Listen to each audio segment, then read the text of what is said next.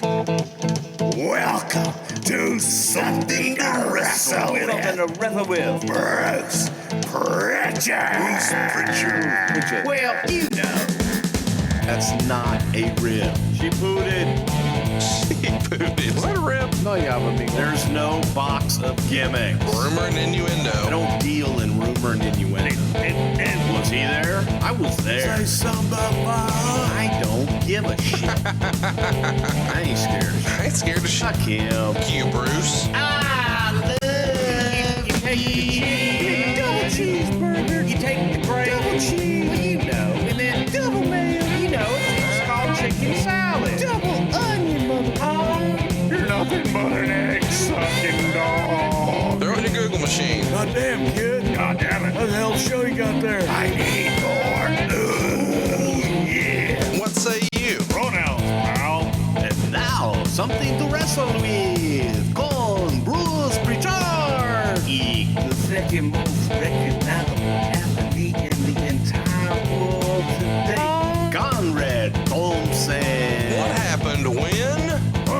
What would Vince say about that? Well, Hey, Vince. to the My shoulders look good tonight. yeah. They're so big. That's cool. Bullshit. Welcome to Wrestle. Roll tide on that. Welcome to Something to Wrestle With. Something to wrestle with. Something to wrestle with. Something to wrestle with. Bruce Prichard. Hey, it's Conrad Thompson, and you're listening to Something to Wrestle With. Bruce Prichard. And, Bruce, you're barely with us today. Welcome back to the show, my friend. Well, thank you. It's good to be back. I apologize if I sound a little bit different. Kind of got a few dental issues here, but, you know, we're going to get through it and it's all good. They pulled 6 of my teeth, man. 6 of them. So you've got, the top of your mouth is all stitches, and you've recently had some complications and, mouth full of blood, and now a top lip swollen, full of blood, and it's a mess over there in Friendswood, Texas. And as a result, we had to play a bit of a best of last week, but we wanted to drop a little surprise on you this week. What we planned to do last week, we're going to deliver to you this week. You're committed to cranking out new content every single week, unless Bruce is in the dentist chair or Saudi Arabia. And then, well, we have to call an audible, but let's get to it, man. King of the Ring, 1994. We just passed the 25-year anniversary of this show. Went down in Baltimore, and it drew a sellout, 6,500 fans, $78,000 was the live gate. And it's going to do a 1.1 buy rate for a $2.6 million gross.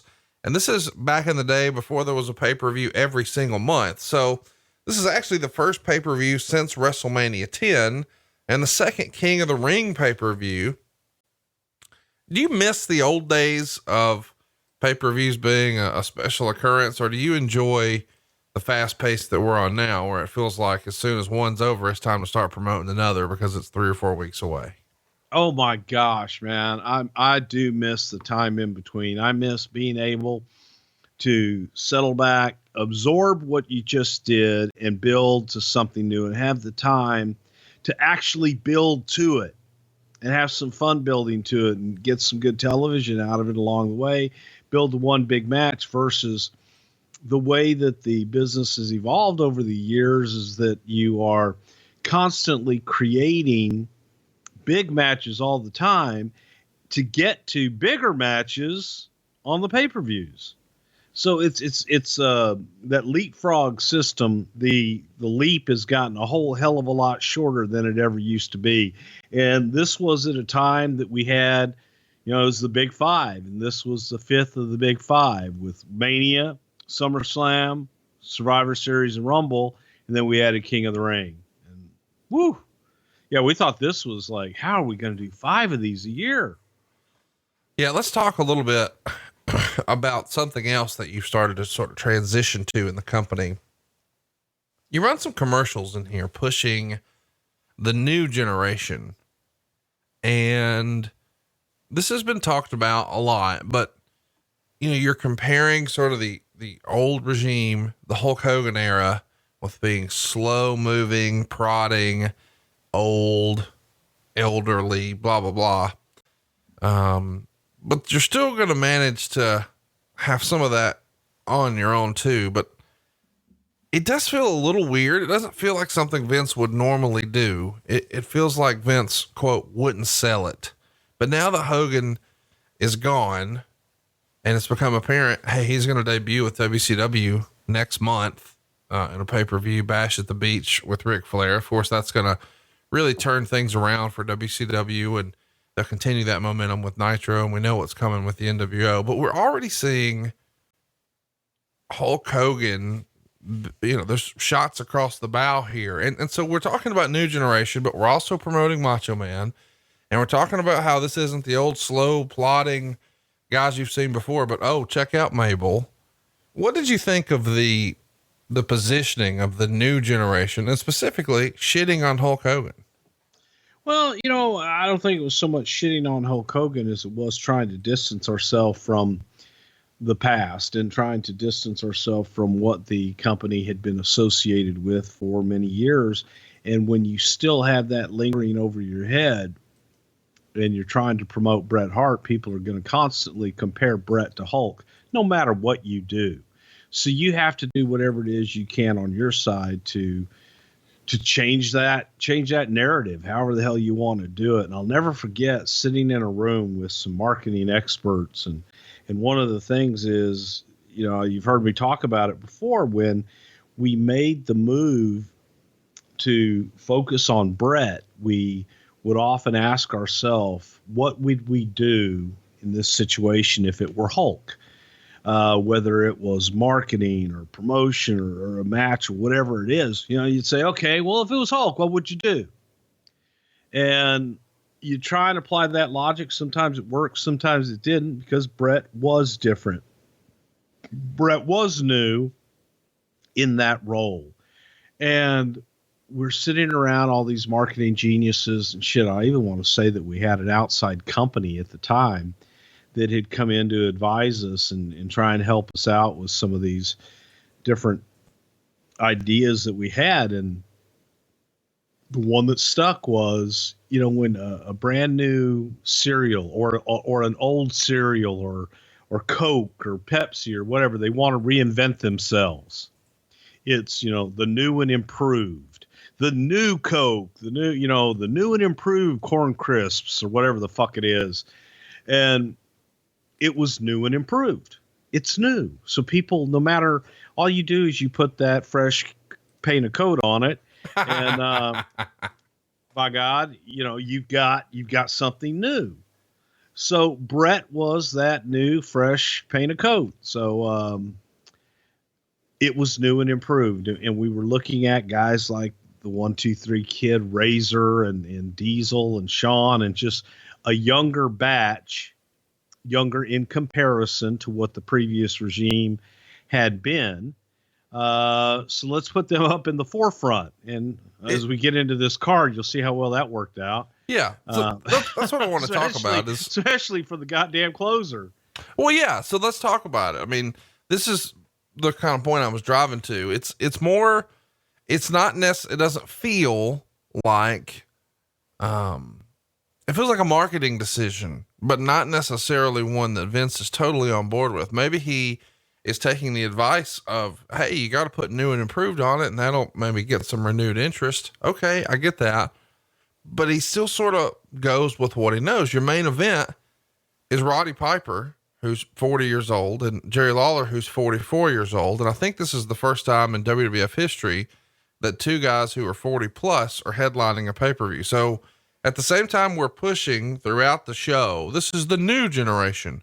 We literally have the oldest main event in company history at that point. Well, in our viewpoint, the King of the Ring was the main event. And that's the way that we were trying to position it. Your feature match, yes, without a doubt. One of the main attractions was the old timers in Roddy and Jerry. And you look at it now, hell, they're kids, in comparison, and both of them could still go. But when you are looking at, and I think that from the overall viewpoint, looking at it going new and improved, well, damn, man, you bring me back Roddy Piper and Jerry Lawler's 100 years old, and Jerry Lawler wasn't 100 years old. Jerry was still new to our audience. Right. At that time. So at least that was new. But Hot Rod was a blast from the past. So that was kind of mixing the new with the old and trying to help elevate the new generation, if you will. Well, everybody knows what I'm about to do. AJ Styles is 42. John Cena is 42. So while we're talking about these guys as if, oh, they're so past their prime, Piper here's 40 and Lawler is 44. So it's not that old of a main event, but it is an interesting marketing decision to sort of talk about old wrestling and poke fun at the competition, but at the same time say, we've got the new guys. And then, here's your main event. It's a couple of old dudes. Macho Man's on this show, and we're going to talk about him, unfortunately, for drawing the short straw and having to carry Art Donovan this entire show. But how did he feel about the promotion of the new generation? You're specifically taking shots at Hulk Hogan, which, depending on the day of the week, he was probably 4. So he's probably 4 in this era, but he's got to wonder, hey, wait a minute. I don't want to be done in the ring. What's that mean for me? Right.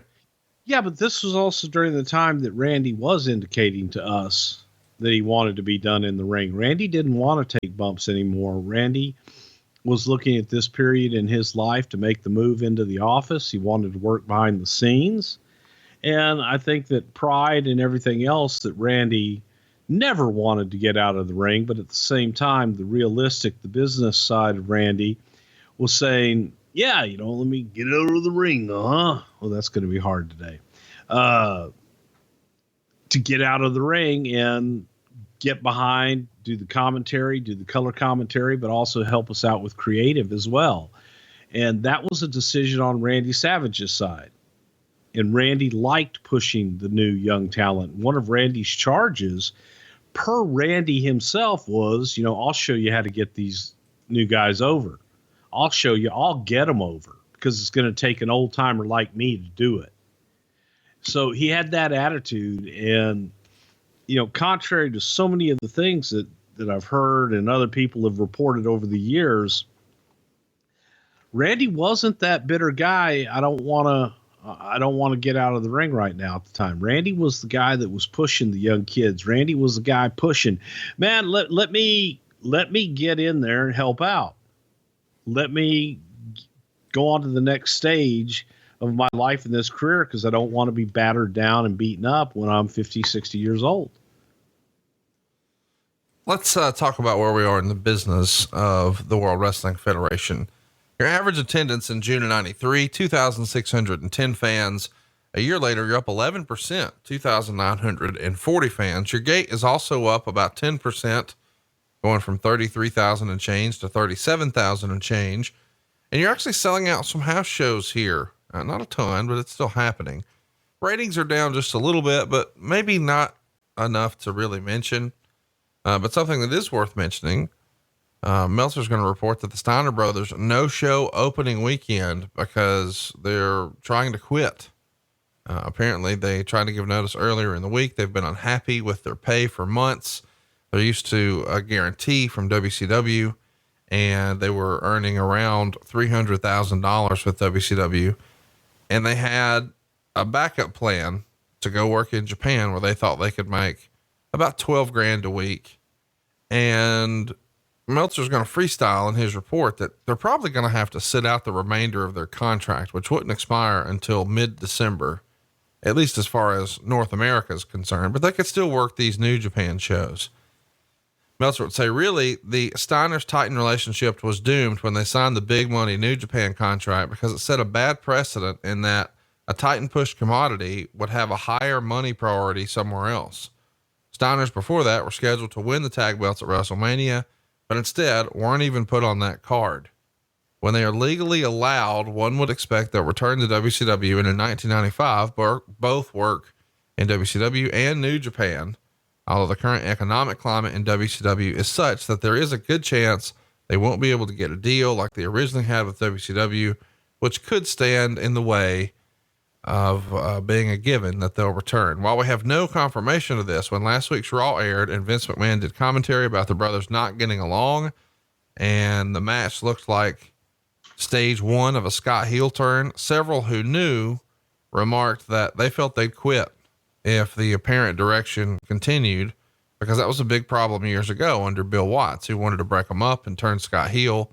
And that resulted in them quitting. So talk to us a little bit about why the Steiners run came to an end here. You know, Meltzer's sort of freestyling that maybe creatively you guys were bored with him as a tag. Maybe it was time to split and they weren't going to be happy with that. Was it all money?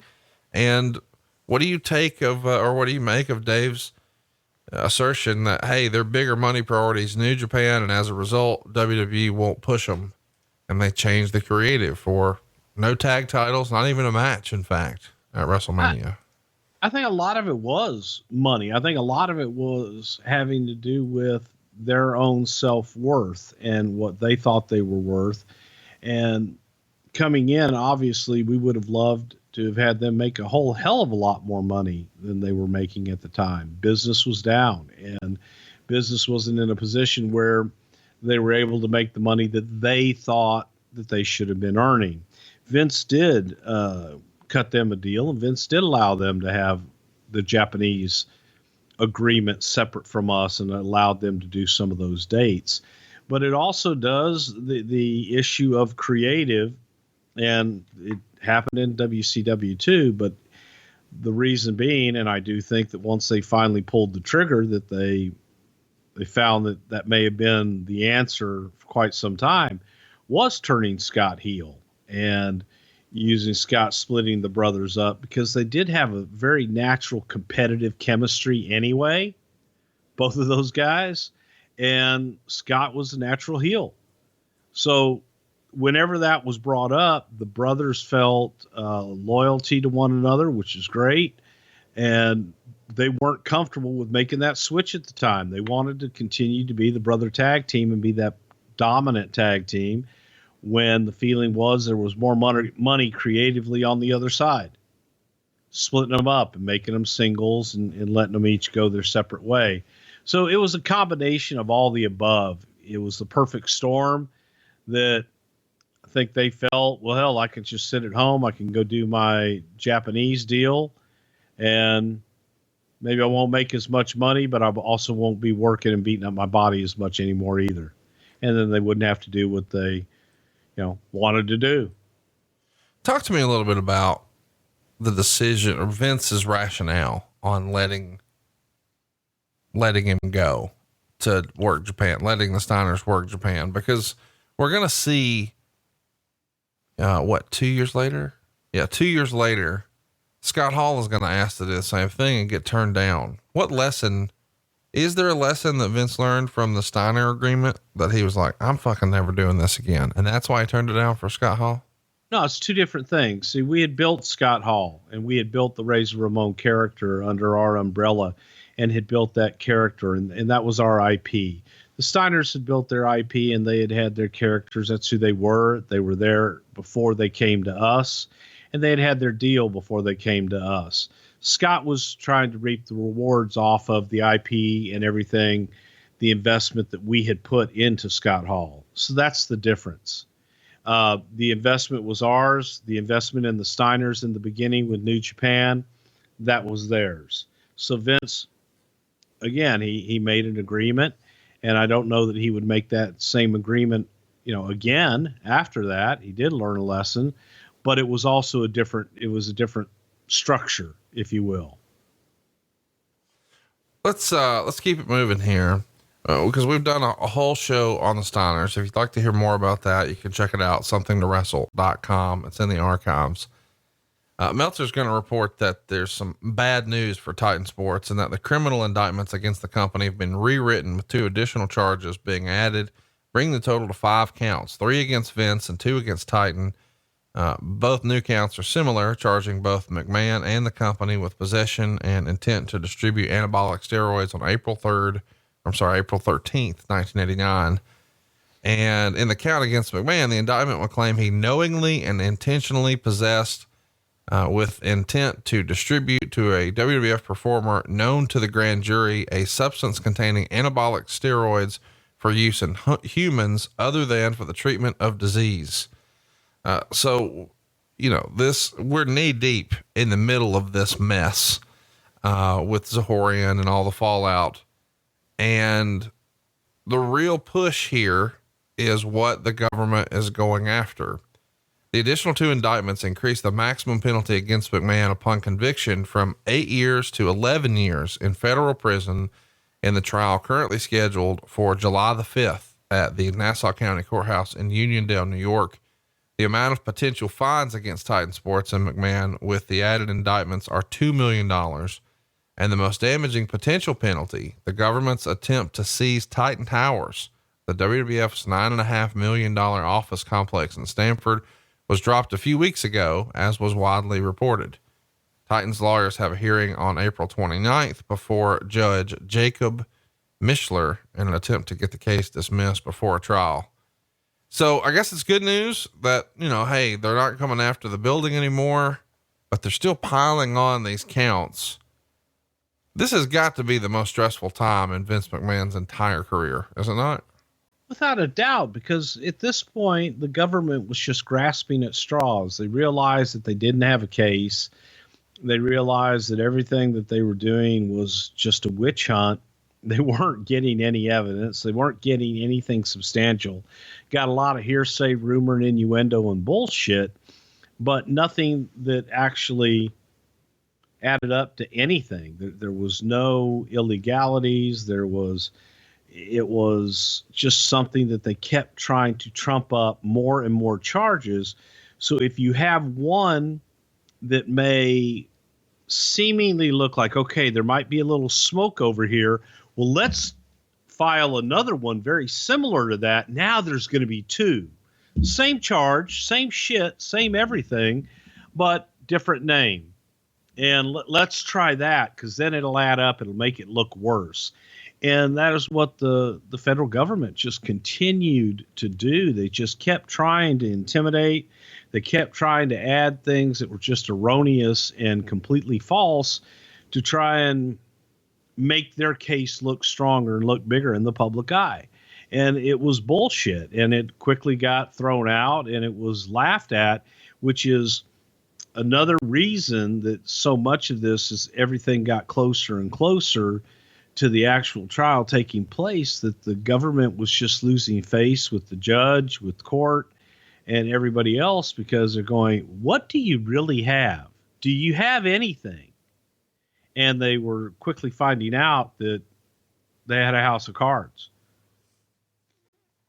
Let's keep it moving here, because this is obviously, the basis of the entire, this is really what in this era, the newsletter spent most of their time talking about, as well they should.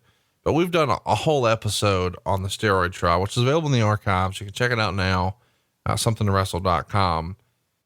But I do want to mention that, once they got digging here, it becomes, as you said, a house of cards, and they're just grabbing it, whatever, including a report on April 22nd in the New York Daily News saying that Vince McMahon ordered Howard Finkel in February of 90 to take an HIV blood test on behalf of Terry Bollea. So fraudulently, because it's required by the state licensing authority. And this makes all the New York radio and TV media throughout the market that weekend.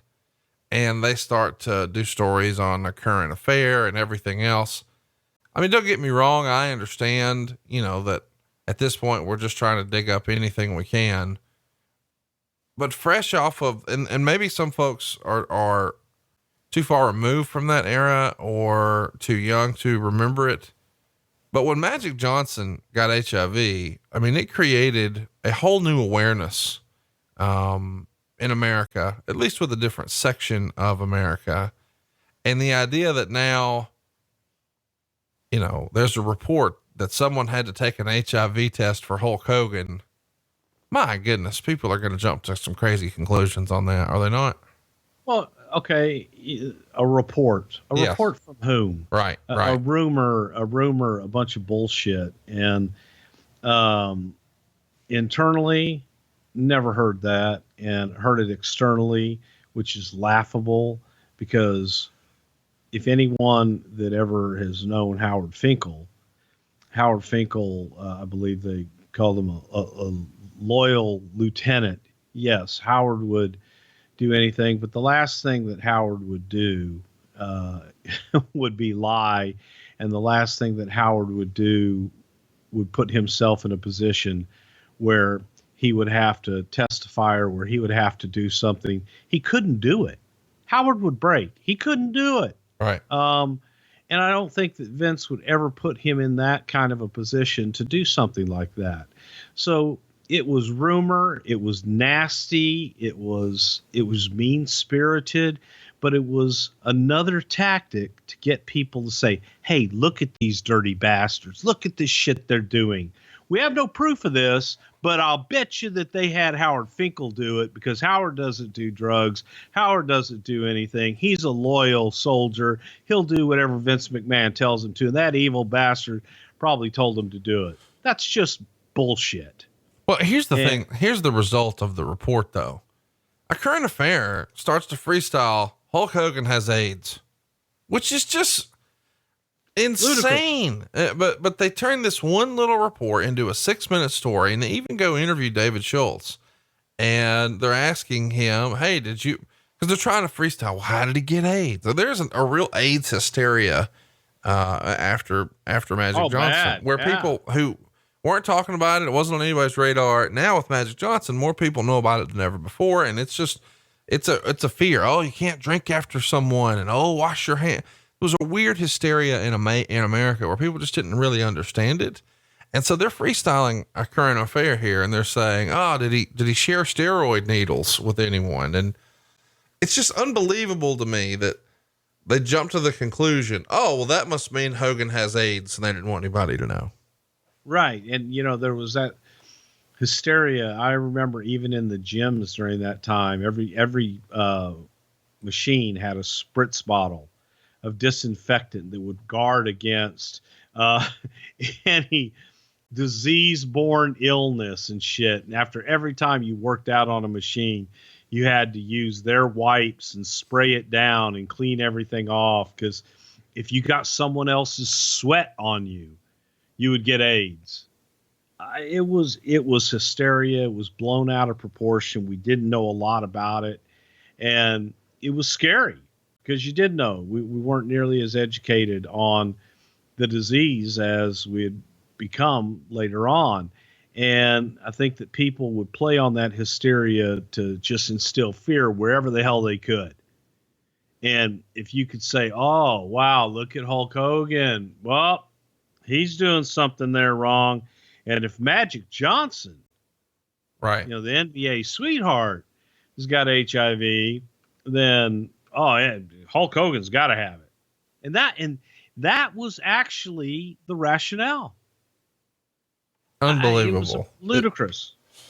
Well, as if this weren't enough, in the middle of all the steroid nonsense that Vince is trying to battle through, and business being down and guys not being happy with their payoffs and saying they're going to sit at home, this is also the era where the Chuck Austin thing is going to trial. Now, we've talked about this in our Rockers episode, but we should briefly mention that Chuck Austin is an enhancement talent, is going to suffer a broken neck at a December 1990 television taping against the Rockers.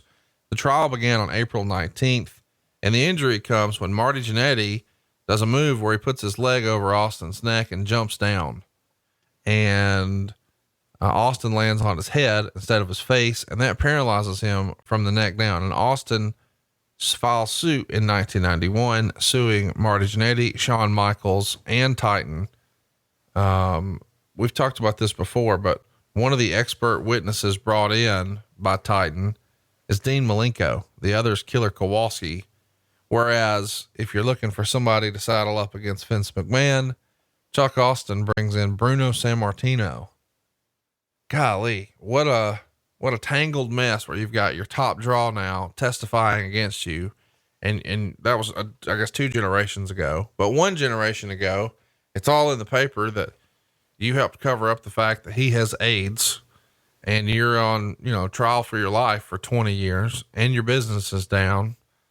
And your top draw is now going to show up for the competition next month in the biggest super pay-per-view that you had a chance to book, but didn't.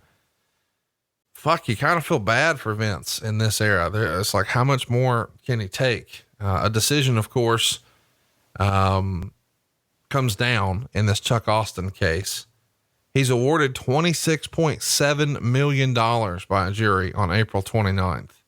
Originally they were only asking for 3.8 million, and then eventually asks for 7 million, but they decide to just stack it up. The jury awards 4.2 million for medical bills and rehab, 16 million for pain and suffering.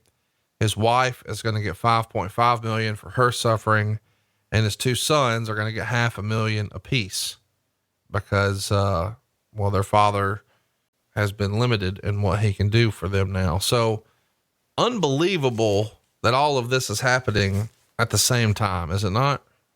Yeah, and it really is, but it also goes to the testament.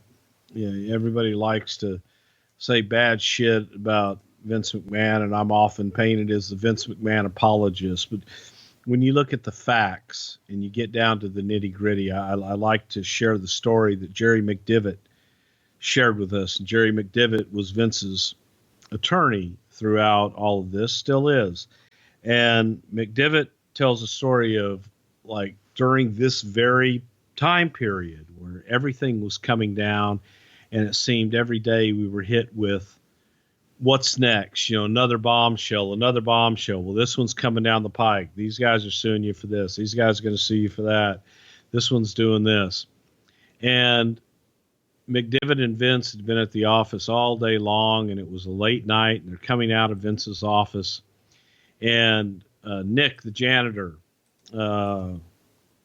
was in the hallway, and all Vince wanted to do was get the hell out of the office. It was like he and McDevitt were done. They wanted to get out. And when Vince saw Nick there, Vince sat there and talked to Nick for 20 minutes about his wife, who was going through some hard times at home. And there was nothing more important to Vince at that point than Nick and his family. All the shit that was raining down on him. And Vince just sat there and put his briefcase down and sat down and bullshitted with Nick the janitor, who had been with the company a few years, great guy. And that's the shit that his world's, to some people, is collapsing all around him.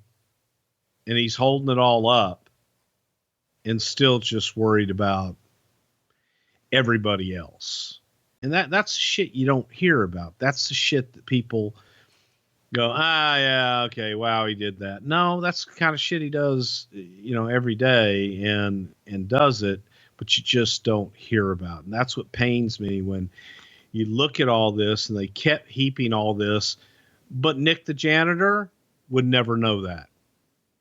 All he knew was Vince McMahon at 11:30, 12 o'clock at night, while he's in cleaning the office, sat down and talked with him and made him feel better for that day. So, yes, there was just shit after shit after shit every day that came on us. And I would say it probably wore on us more.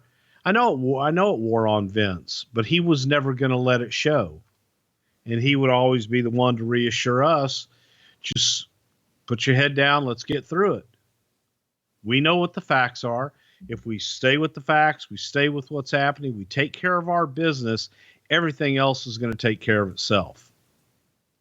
So let's muster through and do what we have to do. If we have to pay our dues, we pay our dues, and we move the fuck on. That's what we did.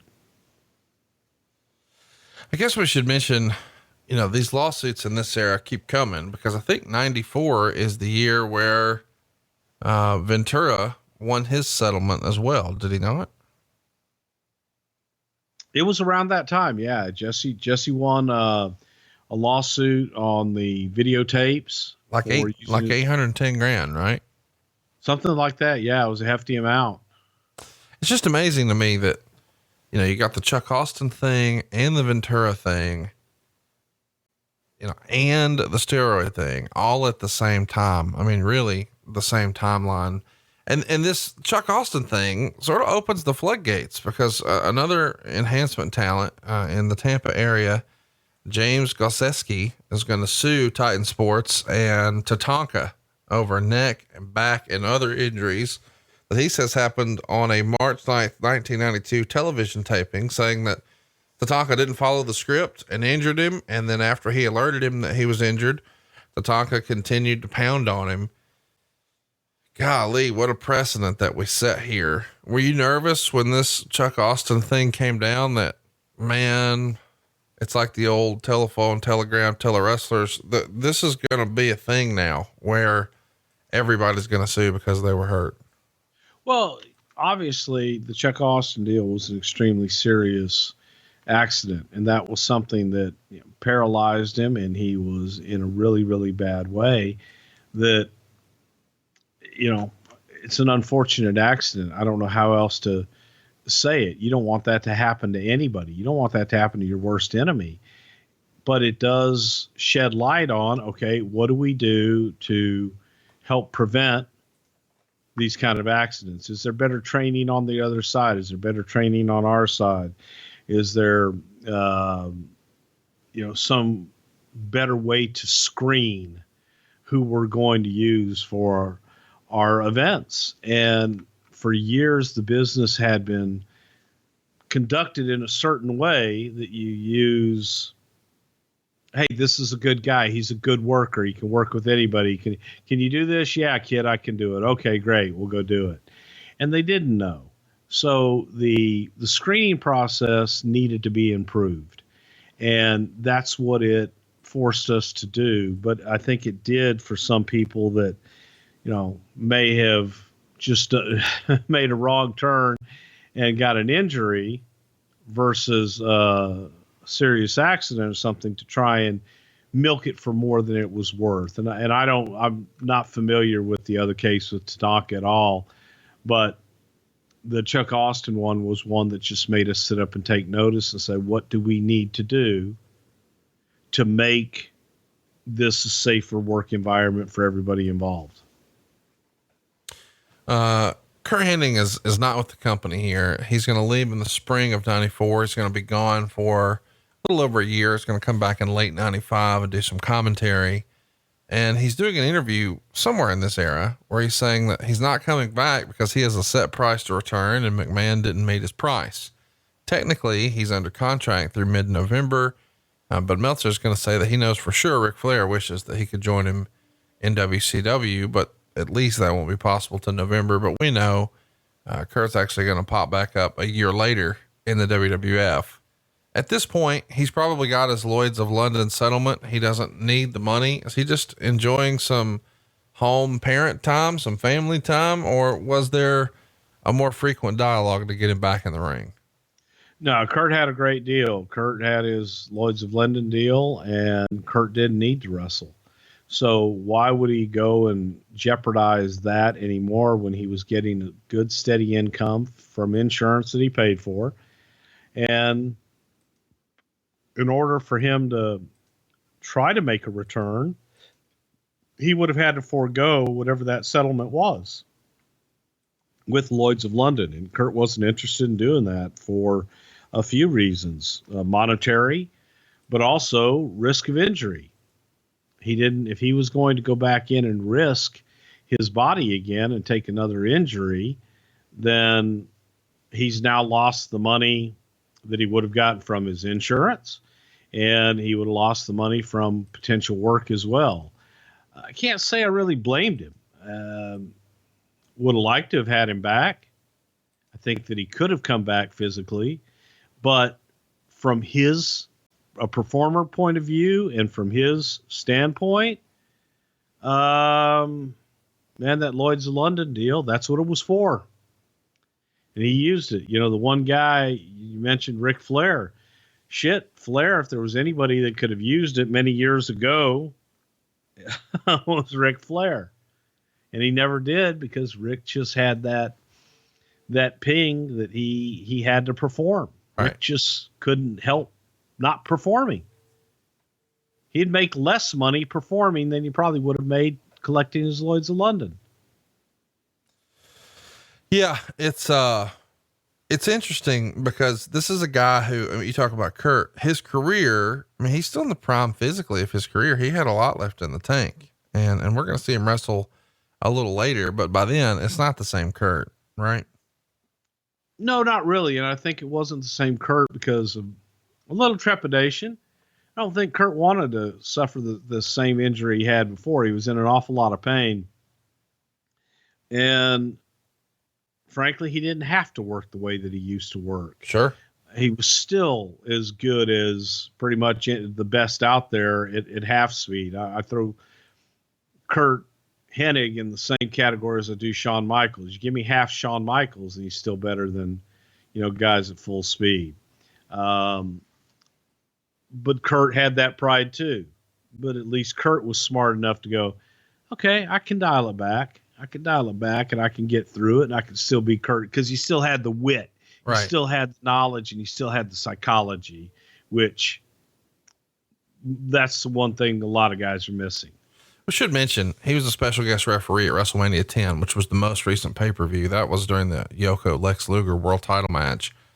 But here it looks like we're going to take a little break. In early May, you guys do a tour of Japan. We've talked about this before, but I'm still fascinated by this Japan tour and how it came together.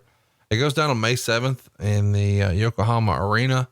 You guys draw 8,056 fans, but it's a capacity of 17,000. So, there's less than halfway full. And this arena supposedly has never drawn less than 8,000. So you beat that mark, 8,056. The next day you're in Nagoya, probably said that wrong, on May 8th. And you announce 6,735 fans, but local folks say probably closer to 2,500. The next day you're at the Osaka Castle Hall. You've got a 15,000 capacity. You're going to draw 7,000. And the final night of the tour is on May 11th. It's a 10,000 seat arena, 2,300 fans. What do you think was amiss on this tour of Japan here? Because you're running 50% or less in most of these arenas. Did you just was your television there not strong? Did you not use enough local stars? Did you have the wrong local promoter? Why was the Japan tour here just a little off? Well, because we did it with a Japanese promotion there. And this was during the time of, and I'm sure Dave Meltzer and all his cohorts and buddies will dispute this because they're the experts, because they know everything about Japan. But it was sponsored shows, and the way that the Japanese ticket structure was that sponsors basically bought the shows and then you would get your tickets from sponsors. A lot of them were either free tickets or you would go in at discounted tickets and they sold the tickets. The promotion itself was paid for the events. The promotion itself was not the promoter. Okay. In this case, we were basically a booking agency that they paid for us to come over and put on shows for them. Right. Some of their stars and what have you. So what we did, and what we were paid is not reminiscent of what they drew and what they were able to bring people in to see our event. And it just wasn't a good synergy. It didn't work out well. I don't know if there wasn't enough Japanese talent on the card of recognizable. Our TV there at the time was Star TV. I believe it was Star Japan. And it was, we went on, I think it was with Tenru's group and another group in the optical world folks at that time, that they wanted to get into the wrestling business, just like a lot of the sponsors and different people in the old way of doing business with New Japan and All Japan had done for years. So it's in many ways, a lot of times you hear about these grand houses in Japan. Well, when you're talking about some of the buildings, they sold out. Those are 1,200 seat arenas. These are smaller arenas. These were big arenas we were running, and they felt they could draw them with the WWF, just the name alone. And there wasn't a lot of promotion any more so than what was done for the smaller Korakuen halls and things of that nature. So it was a different way of doing it. Perception wise, I don't know that, whatever the one where they say we only drew, well, they say 7,000, but they really only drew 200, shit like that. I believe that's probably highly exaggerated in the opposite form to fit their narrative, but it wasn't Stellar Business that made us say, well, shit, let's go back there and get our ego boost. Right. And I think, what you said about, they had a marketing strategy for a 1,200 seat arena, and they just sort of did what they always did. And as a result, you drew more than that, but you didn't draw the full house. I mean, that makes sense. And one of the things that I've always enjoyed is the business strategy behind marketing these live shows. And I know we talked a lot about that in our Royal Rumble 97 episode, the partnership that you guys had to give away tickets or move the lower price tickets. But one of the things that I found in the research here, this is according to the Observer, Domino's Pizza has bought a major corporate sponsorship rumored to be $250,000 for SummerSlam. Domino's delivers WWF SummerSlam will be the advertising campaign, which will include all advertising for the show. The WWF will heavily plug Domino's throughout television in July and August on TV and on the pay-per-view show, constantly plugging that you should order pizza now. Domino's will have a SummerSlam box top on all pizzas delivered in July and August. And since the box tops are already produced, the main event advertised for the show will be Undertaker versus Undertaker. So forget the spoiler piece of that. Who put a deal like this together with Domino's? Because this is fascinating to me. Fucking huge. This was going to be our first, I think, I don't even think we had a major sponsorship for WrestleMania yet at this point. And Jim Rothschild in the New York sales office, who was the vice president of sales in New York, great guy, had put this deal together, and it was a national sponsorship where Domino's would be tagged on everything. And I want to say that from the time that we started the promotion until SummerSlam was like something like 60 million impressions, which was unheard of because we put it everywhere. Right. I mean, we had it everywhere. So every time that Domino's logo came up, that's an impression.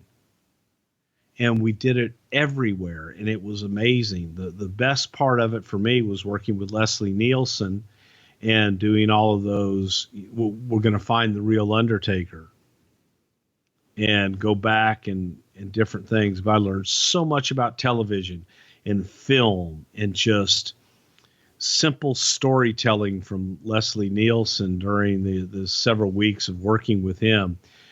Class act, class guy, but he was the spokesman for it as well on our side. So we'd gone out and we'd gotten Leslie Nielsen to be the face of it.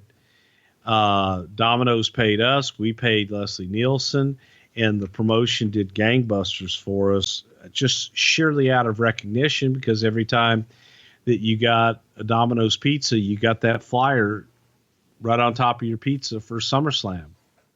And it started early. It started early before the damn match was even announced, I believe. And it was a hell of a promotion, but the most impressive thing of all was the way that we integrated Domino's into every single thing we did. We had them delivered at the announce desk. We did it everywhere. We went above and beyond to prove to potential sponsors, here's what our vehicle can deliver. This is what we can do for you. Now, you're going to pay for this, but we're going to over deliver and you're going to get this. I mean, it's a landmark deal for WWE. So finally some good news. And we should mention that not too terribly long before King of the Ring, Brian Lee debuts on TV as the evil Undertaker with the $1 Million Man. Of course, that's going to set up the eventual main event.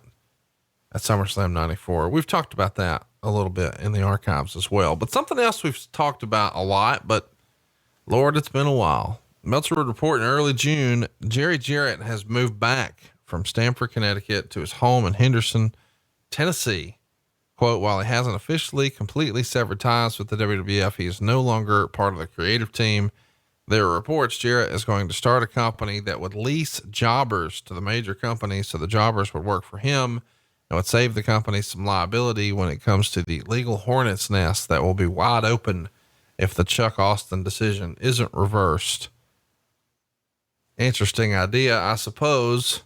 Any comment to the report of him moving home finally? Well, Jerry was unhappy in Connecticut. Connecticut was unhappy in Jerry. And I believe that Jerry was very lonely in Connecticut without his wife. He wasn't getting home nearly enough. And it just wasn't for him. He didn't fit in. He did not. As I've said before, I'm trying to be nice. I didn't feel that Jerry was that creative in that environment, and it was not a good fit in any way, shape, or form. And the fact that Jerry Jarrett was never brought in to run the company if Vince ended up going to jail, that was never, ever the truth. That was never the intention. Jerry Jarrett was brought in to consult and to offer whatever advice that he could offer Vince on Sunday phone calls. We brought him in to try him out in the creative process and quickly realized that that was not a good fit. And Jerry went home. That's the extent. I mean, when you boil it all down to Jerry Jarrett's involvement in his WWE career, that's it. That's it. There, the end. Not much more than that. Well, something I do want to talk about because it just gets one line in the Observer, but he's somebody you were close with and very familiar with. We've heard the name a ton. Meltzer would report, Basil DeVito resigned as company vice president. No details have been given. What can you tell us about the departure of Basil DeVito, somebody who had been a staple with the company for a long time? Basil was I'm not going to call Basil a promoter. Bob Collins was a promoter. Basil was a marketing and promotions kind of guru. And Basil, I believe, had come from the NBA. Very enthusiastic, had a lot of great ideas, a lot of energy. And Basil took us through a lot of those early growing times through WrestleMania 1 and 2 and 3. Things of that nature. 4, Basil was instrumental in getting the deal with Trump Plaza in WrestleMania 4 and 5, and a very integral part of the company that headed up the marketing and promotions team on that side of the business.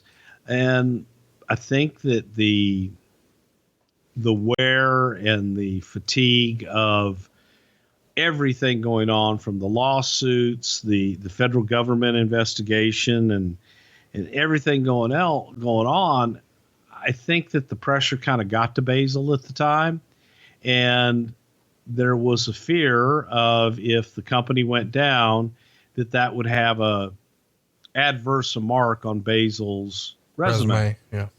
So he made the choice. I believe his father-in-law had a oil company that delivered, oil in the winter for the heaters up in the Northeast. And Basil took this opportunity to go and help out his father-in-law during that time and walk away from the company. I think he felt that might be a little more secure in an unsecure environment. Now these are my paraphrasing words, that he might have been uncomfortable in the what if, the bad what if. What if the company goes away? What if we don't come out of this on the other side, and all this other shit? So I think that took its toll on him, and I think that he wanted some security. He had children, a family, and decided to take this time to move on, try something else. How disappointed was Vince with this decision? I think Vince was, I think he was hurt. I think he was disappointed. However, just like everything else, it was okay. Let's move on. Bigger and better things ahead. Basil won't be a part of it. We'll find someone else and we'll find someone better. So we gave Basil a send-off. We thanked him for everything he did, and we moved on. And the next day was just another day at the office. That's what happens, you know. It just, you got to move on. You got to keep going.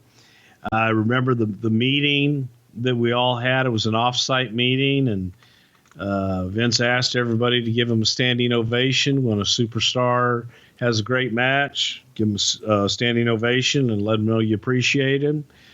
We did that for Basil. We had dinner, and that was it. And Basil came back years later with the XFL and has been a part. He's been on the board of directors for the company. But he's one of those guys that has a way of being able to put deals together and communicate with Vince, which can be tricky at sometimes. But he has a good way of communicating with Vince. Let's talk about the 1994 Hall of Fame. You guys have a ceremony for that in early June at the Omni Inner Harbor International Hotel. Arnold Scotland would be inducted by Bob Backlund. Bobo Brazil would be inducted by Ernie Ladd. Buddy Rogers would be inducted by Bret Hart. Chief Jay Strongbow would be inducted by Tatanka. Classy Freddie Blassie would be inducted by Regis Philbin. Gorilla Monsoon would be inducted by Jim Ross. And how about this little footnote? James Dudley would be inducted by Vince McMahon. And lots of people have sort of freestyled over the years. Hey, if this guy goes in, the only guy who can induct him is Vince McMahon. And the name you hear most often with that now is The Undertaker. But we've also heard reports, at least this year, or if you even mention Vince McMahon's name, you find your ass fired. James Dudley going into the Hall of Fame and Vince inducting him. We've got some listeners who may not be familiar with James Dudley and his family relationship with the McMahons. Chat everybody up about who James was and why Vince wanted to be the one to induct him.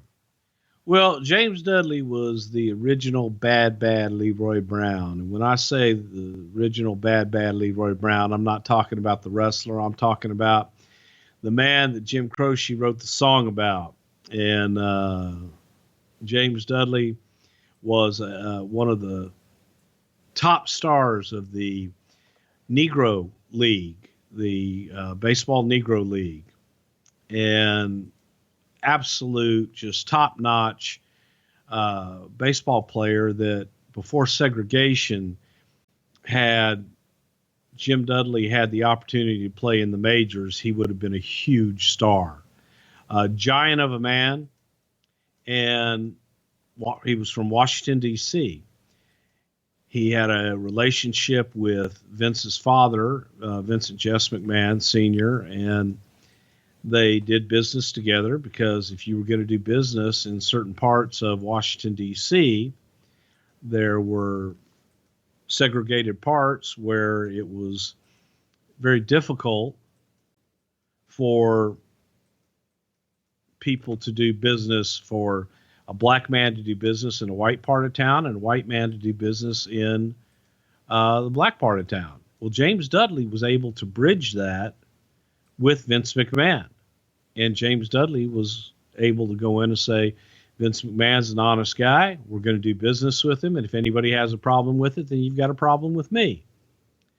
So Jim helped Vince tremendously in his business. Vince brought James into the wrestling business. James was also the first manager for Bobo Brazil. in wrestling. So Vince McMahon made him a manager as well. But Mr. Dudley, who is how I referred to him out of reverence and a great deal of respect, because of his life, just an incredible life story of everything that he came up through and from and what he lived through, and was one of the kindest, most gentlest people you'd ever want to meet.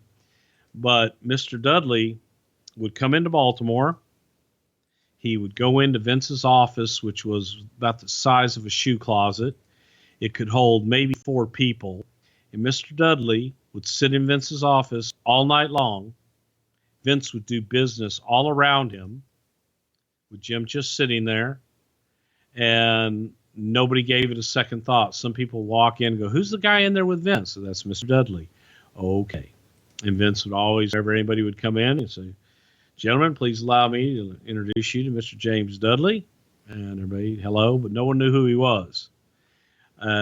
He stayed by Vince's side, took care of Vince Sr., took care of Vincent Kennedy, and was a trusted and loyal friend, employee, and one of the toughest son of a bitches you'd ever want to meet in your life, and an incredible athlete. It's just, when people speak of the Negro League in baseball, James Dudley's name always comes up. Really? Yes. Because he was one of those top stars. He drew. And had he come along just, a few years later, man, he'd be one of those guys. You'd be talking about Jackie Robinson, and you'd be talking about James Dudley too. That's a big statement. Talk to me a little bit about the rumor and innuendo that oftentimes, as he's sitting in Vince's office, if he thinks, hey, this next fella might be a problem, and make no mistake, the perception was James Dudley was, for lack of a better word, Vince McMahon's heavy. And so as he's in there, if maybe this next fella is going to be a problem, James just casually pulls out his straight razor and starts sharpening it or fidgeting with it. That might have been in the old days of Vince Sr. I never saw that or heard that with Vincent Kennedy, but definitely with his father, that probably was the reputation. Even if it never happened, I'm sure that was a reputation, because James wasn't going to take any shit off anybody. It's just fascinating to me that, so many fans these days are like, "Oh, who's going to be the first guy Vince inducts?" It's like, wow, that happened 25 years ago. Other names, and it meant, and that one probably meant more to Vince than anything, because he took care of his dad. I mean, it's a special place in the family. It's not just business; it's family at that point. Yeah, and you look at the list of presenters. Oh, unbelievable! Yeah, it was Ernie Ladd and Bobo Brazil. Bobo was another guy that when you talk about class, Bobo Brazil was just old school, pure class. Just a gentleman's gentleman, and huge man, just great stature, had a presence about him. When he walked in a room, you went, holy shit, that's somebody. And big smile on his face, charming as could be.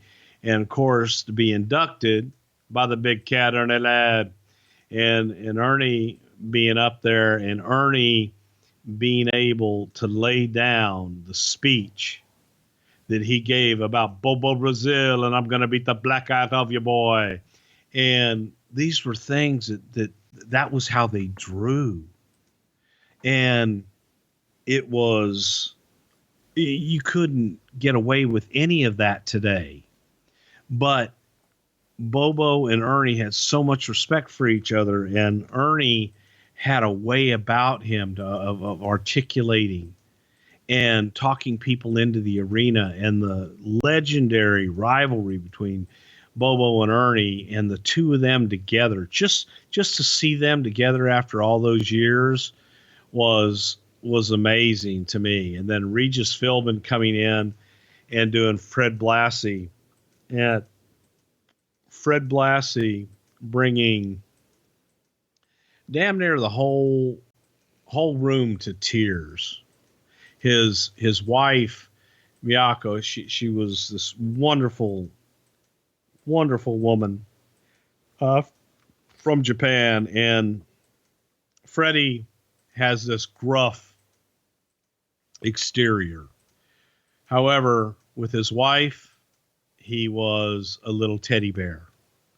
And on this one night, you got the gruff, legendary, classy Freddie Blassie, you pencil neck geek, and I'm going to do all this to you, to get on up here, you little Jap, and come get something. And everybody was just aghast. He just referred to his wife this way. And he got up and proclaimed his love for his wife and how this woman had kept him alive and was the most wonderful thing in his life, and presented her with this big diamond brooch and all this shit. And she just, another one. It was this group of people that went in were just so reverence to me, man. This was a special Hall of Fame, because it was those guys that were the foundation of the business back in the day. You know what I mean? And Regis Philbin jumping at the chance to asking to induct Fred Blassie because of their history in California when Fred Blassie was making his name out there, and Regis had a television show, and Regis put him on because he loved wrestling and he loved Freddie. And that's when I got to know Regis, and it was just a magical, neat night. Buddy Rogers was being inducted here by Bret Hart. What can you tell us about that? You know, Buddy, being Buddy, was,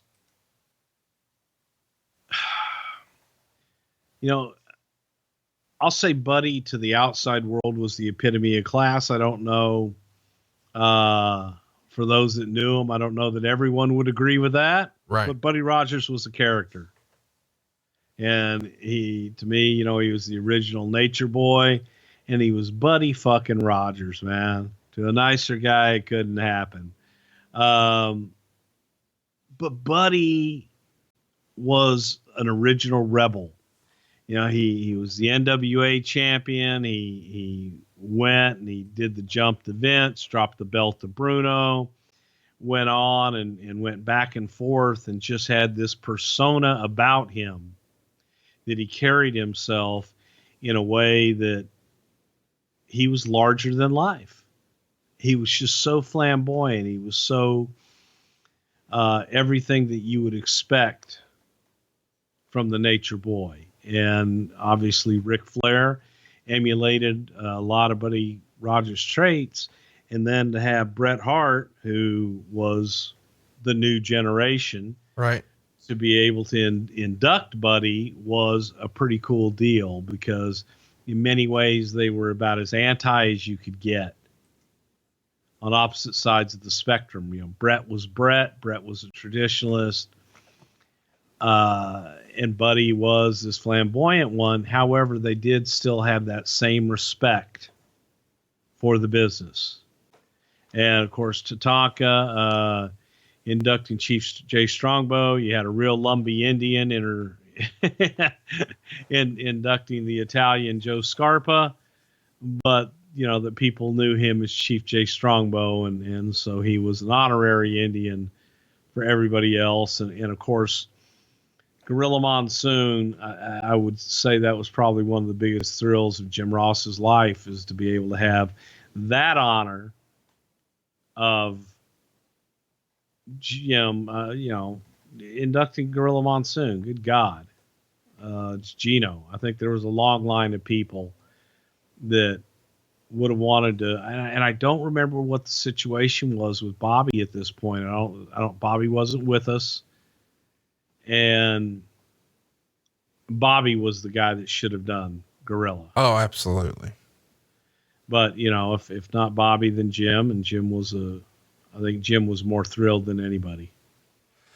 Let's talk about King of the Ring, but first we should set the stage. The first qualifying match goes down on May 7th, where IRS defeats Scott Steiner. The match would air on Superstars.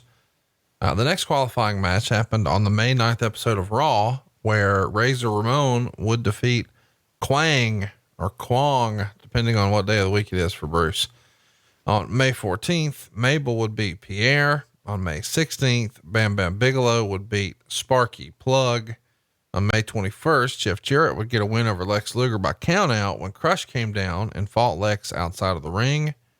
Owen was scheduled to wrestle Earthquake on May 23rd for a spot in the tournament, but the plan has changed when Earthquake leaves the company, and to explain his absence, the WWF shows footage of Yokozuna wrestling Earthquake and claimed that Earthquake had sustained an injury, and Doink would wind up taking his spot. And of course, Owen wins that match. On the May 28th Superstars, the 1-2-3 Kid would pin Adam Bomb. And in the final qualifying match, Jimmy Del Rey was originally scheduled to face Tatanka on Raw and on May 30th, but Crush winds up taking Del Rey's place. The reason given is that Crush's manager, Mr. Fuji, made a deal with Jim Cornette, Del Rey's manager, to allow Crush to compete. The match ends in a double countout after Fuji and Chief Jay Strongbow, who was with Tatanka, get involved, and this leads to a lumberjack match on Raw the following week, which Tatanka wins after Luger interferes. Now the match doesn't air until June 6th, which is around a week after the latest edition of the WWE magazine shipped out to subscribers. And in that issue, Tatanka was already listed in the tournament brackets, squaring off with Owen Hart in round 1. I mean, I guess shit happens. There's nothing you can do to fix this or prevent it, but it's got to be a little embarrassing for those involved, right? Well, they were going off of the Karnak says. Right. So, so Karnak was wrong a couple of months, 3 months ahead of time. And he fucked that one up, bastard. What do you remember about Earthquake leaving the company here? I mean, it's weird that he was a part of it and then winds up not being. Well, John, at this time, John was also a little discontented. I think that John he had been over in Japan. John was a big star in Japan in the sumo world. And there were just a lot of rumblings. Guys had felt that they had done their time and weren't going anywhere. So they were looking for new avenues, and with all the looming lawsuits and everything else going on, it was a tough decision for talent. If your contract's coming up, do you want to weather this out, or do you want to sit out and see what the hell's going to happen? And John was one of those that was in that situation. Plus he had an opportunity, same thing, to go back to Japan and maybe make some good money and not have to travel as much. And that was what was weighing on him. And he just looked at it as an opportunity. His body was breaking down. John was a big guy, and he needed some time off, and felt that maybe getting the rest by not working every week and going to Japan just a few times, that might give him the rest he needed. When guys are feeling like, while it's not ever explicitly said, certainly some guys are like, oh fuck, man, now's the time to jump off this sinking ship. Does Vince sort of make a list about, I'm going to remember that? Vince understood, Vince, especially during this time, Vince understood, because we weren't signing new talent. And when you're not signing new talent, a lot of the old talent's looking around going, well, shit, who do I have left to work with? And what is there left for me? So you've got to make that business decision of, and maybe WCW doesn't want them. Maybe they don't have room for them. They had a roster full of guys that they couldn't afford during this period. So, it just was a tumultuous time. There wasn't a whole lot of choice. And if you didn't have that Japanese, or the European connections where you could go and get work, 4 to 5 times a year for extended periods of time, you had to do something. And it was lesser two evils. Which way are you going to go? And yeah, it was tough. It really was tough. But I think that everybody just had to make their own decision and weigh it out in their own mind with their own families and see what's best for them. We should mention that, as if this isn't enough on Vince, all the stuff we've ran through with the lawsuits and steroid trial and all the business challenges that we're going through, he's going to miss the King of the Ring because he's got a herniated disc that he suffered, and then had to have repaired surgically. I don't know, less than a week prior to this. Is this the first pay-per-view you remember where Vince wasn't there? Yeah, it was. Sure as hell was. And it was also, during the time I remember going through, and the first TV that we took Vince to, which was after this, was White Plains. And Linda was terrified because Pat was driving, and she was like, Pat, don't hit any bumps. He can't be jarred. He can't do this and can't do that. And first thing Pat did was, tear out of the parking lot, which Vince loved and laughed his ass off of. But yes, this was the first pay-per-view that we were going to be sans Vince. We'd done TVs without him, but not the pay-per-view. So as a result of Vince missing this, it's Gorilla Monsoon, it's Randy Savage, and it's fucking Art Donovan doing commentary. Now, I would assume the original plan is for Vince to be the other guy in there and not Art, and you guys had to call an audible, and you went with a linebacker from the Colts in the 50s and a Hall of Famer. But wow. Chat me up. How does Art Donovan get in this spot? Well, that's a funny story.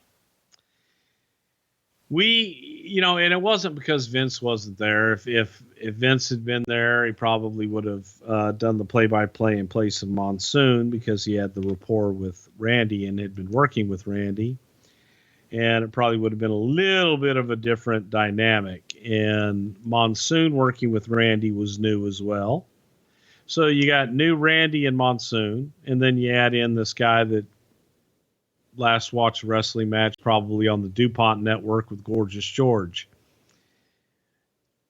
And Art, we were in Baltimore. Art Donovan was a big name in Baltimore, and Art was doing a television show, and he also did a radio show there. Very quick-witted, funny, off the wall, but football-oriented shit. Baltimore-oriented shit. So people in Baltimore, he was a hometown son. He was their guy. He was lovable Art Donovan, and people enjoyed his wit and his wackiness, if you will. But then there's the rest of the world that doesn't know who the fuck Art Donovan is or care. So we had gone back and forth, and Kevin had a rapport with Art, Kevin Dunn, and thought, well, we could try this guy. It'll mean something for Baltimore. It'll sell some tickets in Baltimore. And who knows? If he's half as entertaining as he is in the shit that he does in Baltimore, maybe he can adapt, man. Maybe, Monsoon can bring it out of him. Savage can bring it out of him. He can have some fun asking some wacky fan questions from the standpoint of a guy that's never seen wrestling before, and throw out some weird observations. Well, that part we got. Yeah. How quickly do you realize, let's talk about the prep. When you make the pitch, you make the offer, you make the presentation. Does anybody say, okay, we got to get him all these tapes and he needs to come to the production meeting? Or I'm not saying that to be a dick. I mean, clearly none of that happened, but maybe some of it should have. When did you realize, we fucked this up? When the camera rolled. when the red light went on.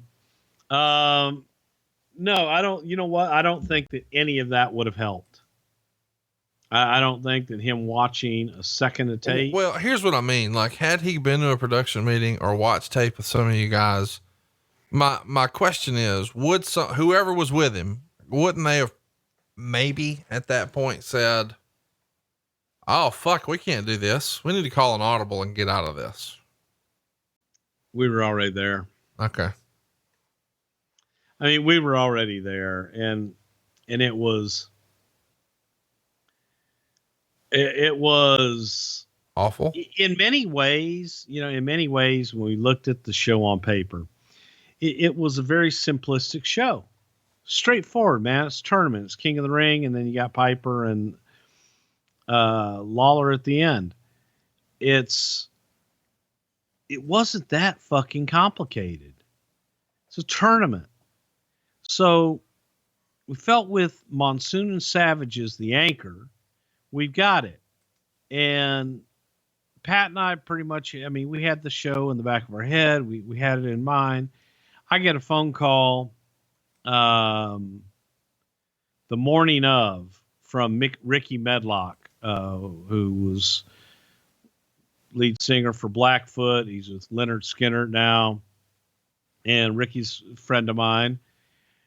And he says, "Hey man, you guys are in Baltimore. I'm across the street at the stadium. I'd love to come by and see some of the matches and shit. And, if you guys get done, come on by the concert." And I'm thinking to myself, "Oh, well, shit, man, that's Ricky Medlock. I'm a big fan of Ricky Medlock. I love Blackfoot. He wasn't with Skinner yet, but goddamn it, he was Ricky Medlock. And I love Ricky." So I said, well, what time's your show? And their show, they were about an hour and a half after us. I said, well, you want to come by and do America the Beautiful or Star Spangled Banner? And he says, "Yeah, sure. I don't give a shit." So I called Vince. I said, "Hey, Ricky Medlock's in town. He's right across the street. And he's able to do the national anthem." Can I guess? Fuck. Huh? I was going to guess, who the fuck is Ricky Medlock? That makes Who me. the fuck is Ricky Medlock? That's so great. Blackfoot. What's that? I said, "Vince, it's a rock band, man. He's doing a stadium show across the street from us tonight." And I said, he's well known. People know him. People know him. Yeah, I know him. It wasn't Steve and Edie or fucking Robert Goulet, but it was Ricky fucking Medlock. And he's like, "Is he any good?" I said, "He'll be great." I said, "He'll be different, but he'll be great." So I said, "Hey, Rick, man, can you come on by, do a sound check?" And we didn't have the, like now they've got those really great, the shit I always want on stage. Sorry, folks, my shit's kicking in. Hey, you're doing good, buddy. With 4,000 stitches in your mouth and all hopped up on pain pills, we're having fun. Thank you for making the time. We didn't have the good monitors in the ring and shit, but like now they have them in your ears. Those really great where you can hear yourself, and you don't have to, when you're singing, you don't have that delay, and you need to hear yourself in real time when you're singing. And he comes out, he says, "Oh, you guys don't have that?" I said, "No." He goes, "It's all right. I can count. I can do it. I got it." So he did a few rehearsals. I thought he sounded great. It's Ricky fucking Medlock, man. Leonard Skinner. There's nothing anybody can say bad about fucking Ricky Medlock. I'm sorry, man. I love him. And so Vince says, "How was it?" I said, "It was great. It'll be good, man. It'll be different. We got old and we got new. With Art Donovan, and you got Ricky, who was current and had a hit, train, all the shit." And we opened the show with Ricky.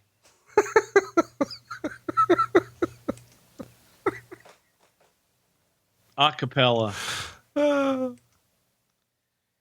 And I love Ricky, man. Sure. Have I mentioned I love Ricky? Yeah, he's great. We He understand. really is great. Well, we got it. He's fucking awesome, man. He is fucking awesome. Yeah. It was fucking horrible. It was like god awful, earth shattering horrible.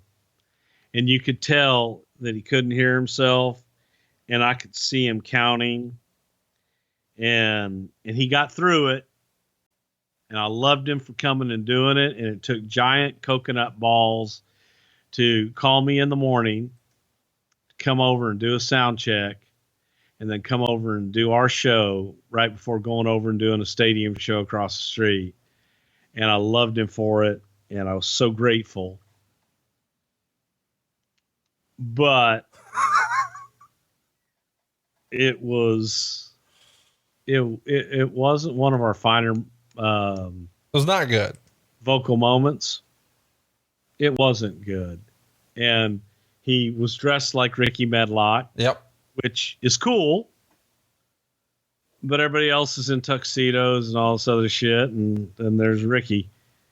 And it doesn't help that, and it's interesting when you look back and you realize, hey, Vince wasn't there, but the production is a little off here. Like, they don't have the lighting right for him. When they first go to the announcers, they're dark as shit. They're not lit. There was a lot of production snafus here that weren't normal for the company at the time. Is this a cost cutting measure? Or are you using different folks for a different union? Is there less production meeting and attention to detail without Vince there? Is it sort of, talk me through that? This was and I love Roddy Piper to death. This was, a lot of this was Roddy Piper. You see, I was the conduit with Roddy Piper. And so when we had Roddy and there were issues, I would deal with Roddy. Well, Vince could go deal with everything else. In this situation, we didn't have Vince to deal with everything else. It was just Pat and I there running the whole show by ourselves. And I still had to deal with Roddy. And there were still just some creative issues to be worked out. And Roddy can be a last minute guy. So I found a lot of my time dealing with Roddy and not being able to pay as much attention as I probably should have to those things, making sure that we did a complete rehearsal with the opens and the whole 9 yards. I relied a lot on other people to prepare Art Donovan and Gino and everybody. And I think I had Jim Ross helping them, but I don't know that there was any amount of preparation that was going to get Art in the game. It just was going to be, let's feed him and go and see what we come up with. I've been assured he's going to be just fine. And it was, in reality, when you look back at the pay-per-view, man, it was matches. It was a tournament. It was a story in the matches. And that was the story of the night. Who's going to end up is the king of the ring. And then you got a personal issue with Lawler and Piper. And man, let's go have us a wrestling show. This was our wrestling show of the year. You know what I mean? Right. This was the one. This was the tournament, folks. You're going to get competitive matches. You're going to get, just down and dirty. What does that have to do with lighting? I didn't have time to go through the shit, man. Okay. Got it. No, that's fine. That's the answer. I didn't have time to go through and look at all of it. We didn't do a lot of the normal just simple, let's get everybody in position, see how we look. And it was run by the seat of our pants. Plus, I'm dealing with Vince on the phone. Yeah, that's got to be a nightmare. That's what I was going with. It seems like anytime anything was less than up to his standard, and he doesn't have 9 million distractions because he's not on site, he's got to be just wearing your ass out. And no cell phone. So the phone was in his office. So now you've got to be in the office to take the call. And you can't run the show and talk to him. Yeah, and to watch the monitor and run the show and do everything else. And if you're not there to answer the phone when he's calling, then let me ask you, calling the truck, and the truck is calling you on headset to go to the office to take the call. So it was silly question, but humor me, because I don't know. I've never been there. The production piece, is that not something that Kevin Dunn could have said, hey, I'll run rehearsals today? Sure. Yeah, he could have, but Kevin was in the same boat. Kevin's in the same boat on the phone with Vince, and Vince talking about every other thing. And you can't do both. You can't sit there and talk to Vince and then say, okay, guys, let's go through and let's rehearse this right now. Well, hang on, Vince. God damn it. It was challenging, and it was, we probably just weren't as prepared as we should have been. We weren't nearly as prepared as we should have been. We came into it thinking that, man, this can be a piece of cake. Right. This is matches. Yeah. It's just wrestling. No big deal. This one's matches. This one is not, I don't have a lot of gaga going on here. And I didn't anticipate, because I felt I'd done everything I could do ahead of time with Roddy and Lawler. When I came in, I felt that was done. And then you get there and Roddy wants to talk, wants to sit down. Man, that's an hour and a half of your day right off the bat. And then it goes on through the night, all through the night. And through the night, some of those have to be run by Vince. And it's like, shit. Let's get into it. The dark match is Sparky Plug pinning Quang or Kwong in what is said to have been a horrible match. Goddamn Quang. Next Great up, match. Best match ever. We get Main event anywhere in the Inner Harbor that night. Well, opening package for this show was actually pretty decent for its time. First up, we've got Razor Ramon getting a win over Bam Bam Bigelow. They go 8.5 minutes. I found it fun that the little door attendants didn't open the doors for Luna and Bam Bam. They just bust right through. The finish comes when Bigelow's on the top rope for a moonsault, and Ramon gets up, suplexes him backward into the ring for the pin. Meltzer would call it a fair opener and gave it a star and 3/4. Two all-time greats in here, two guys who are capable of putting on a really, really great match. But this one was just okay. I understand maybe some of this is we're pacing ourselves and there's a lot of matches. We don't want to show too much in the opening match. What'd you think of this one, and why was Razor Bam the first and smartest place to start? Star power. You want to start off with some good star power, and also it wasn't bad. It was solid. You're not going to get a lot of action out of, out of Bam Bam at that time. He's a big guy, and we were kind of in transitional place there with him as well, but it was solid, and it was two big names. So it was a way to get people up. You got two bulls colliding in there to start the thing off. And we were kind of hoping it would get it off to a fairly good start. Nice pace. Let's talk about the next match. We've got IRS getting a win over Mabel when Mabel climbs to the middle rope. IRS shakes the rope. Mabel falls into the ring, and IRS pins him holding the rope. 5 minutes and 38 seconds. It is interesting. Mabel IRS even here in 94 seems like a bit of a dated gimmick. But Mabel is directly opposite of what you guys have been marketing with the new generation commercials in here. He's going to get wrapped to the ring by your best friend, Oscar.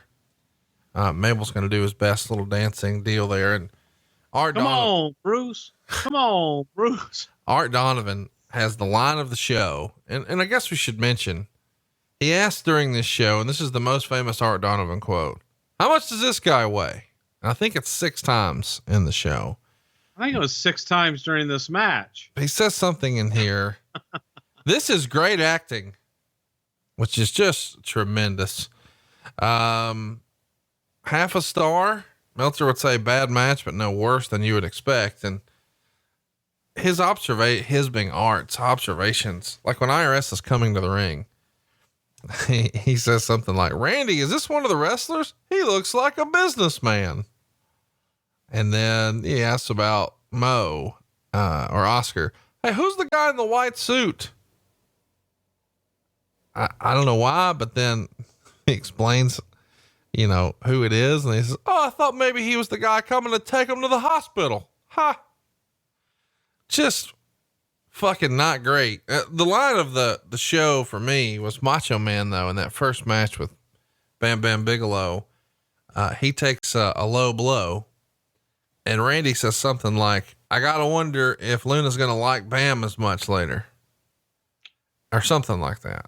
And Art is like, you mean because he might get disqualified? And Randy's like, I'll explain it to you later.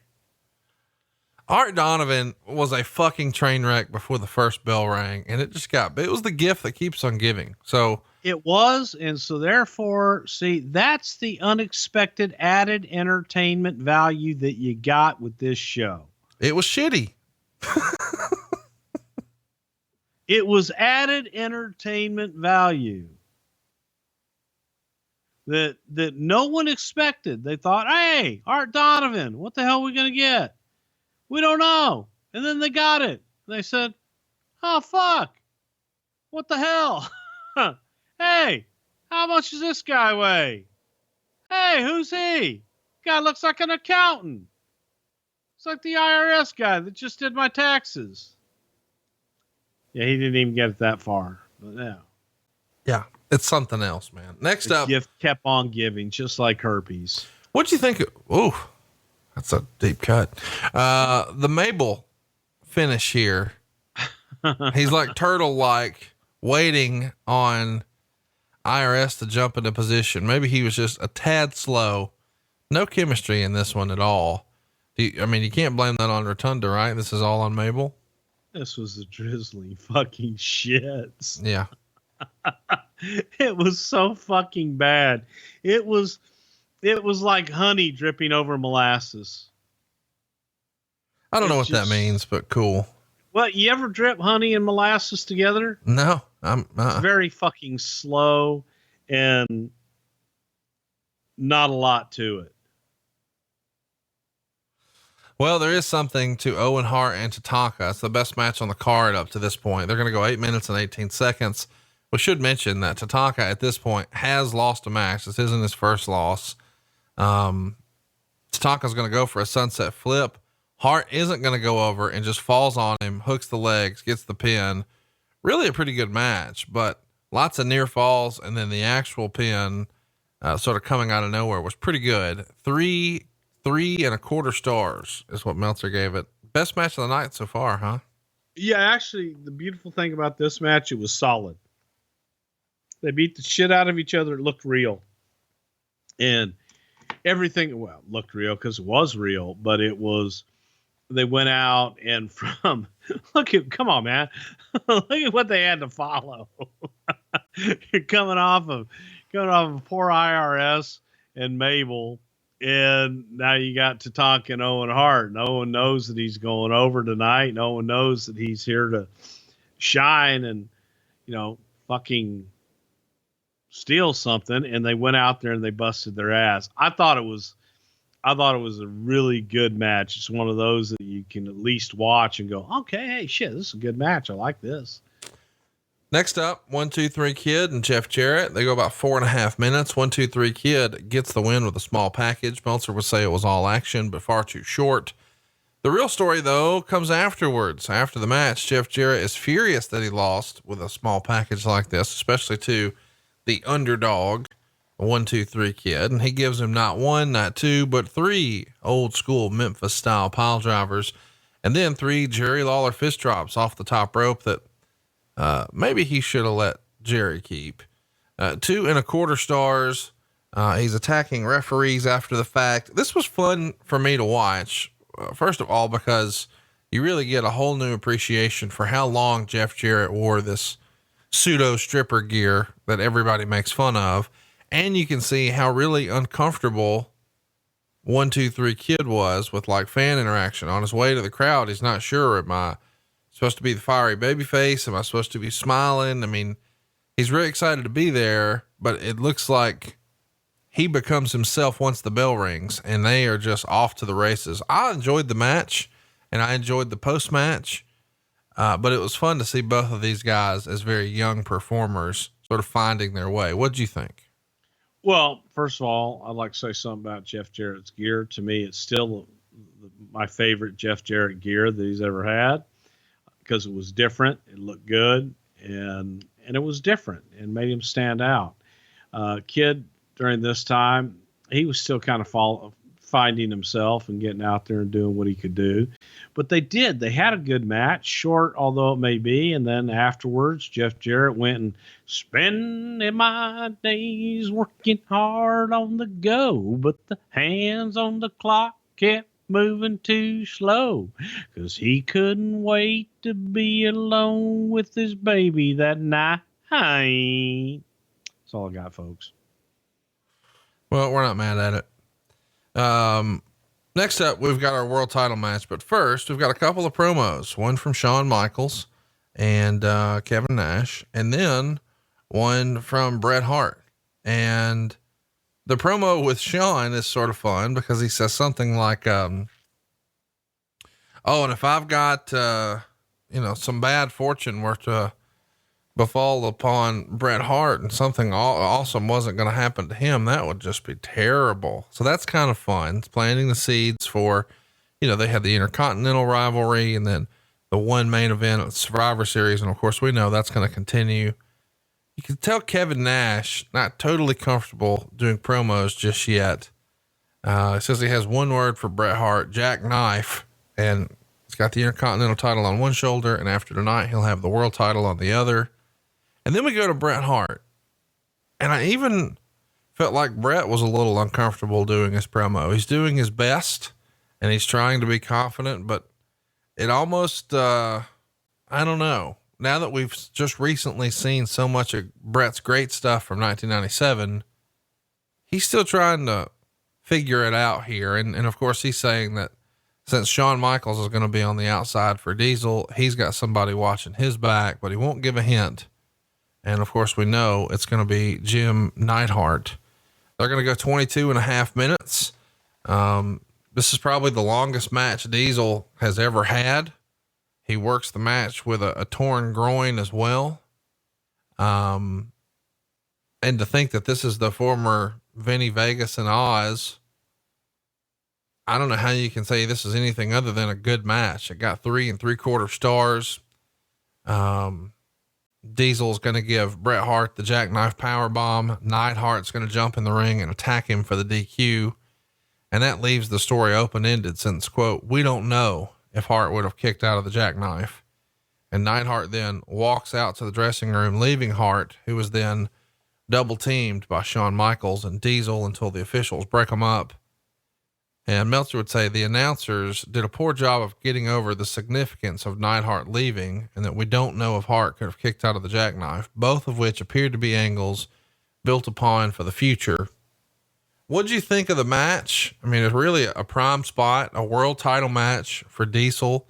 Of course, we know, he's the Intercontinental champion, going to become the tag champion. And by the end of the year, a handful of months after this, he's going to beat Bob Backlund and be world champion. What'd you think of the match? And was there ever a consideration since, it's the steroid trial? We need a monster. We need him to be clean. We need somebody who gets attention in the airport. Diesel sort of checks all the boxes. Was it discussed? Maybe put it on him here? Absolutely not.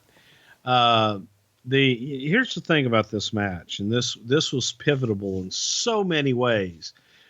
because we did see something in Diesel. And I think that Diesel got a bad rep during a lot of this shit because Diesel wasn't a great worker at that time, man. He had never been pushed. He had never been in any kind of situation like this for damn sure, especially in this kind of a high profile match. However, he had been around Shawn, he had been around Bret, he had been around these guys, and he was getting better. And he had a look, and there was a groundswell around him. Man, people are like wanting him to do more, wanting to see more, wanting him tested. You take this match, and Vince saw the monster, Diesel, and thinking, well, shit, man, what the hell can we do with this guy? And that allure of the audience going, man, give me the big guy. What's he going to do? While making still, because we're still in a building process with Bret. And you're still getting Bret out there to be the new generation, if you will. So it's that catch-22. To me, it was the coming out party.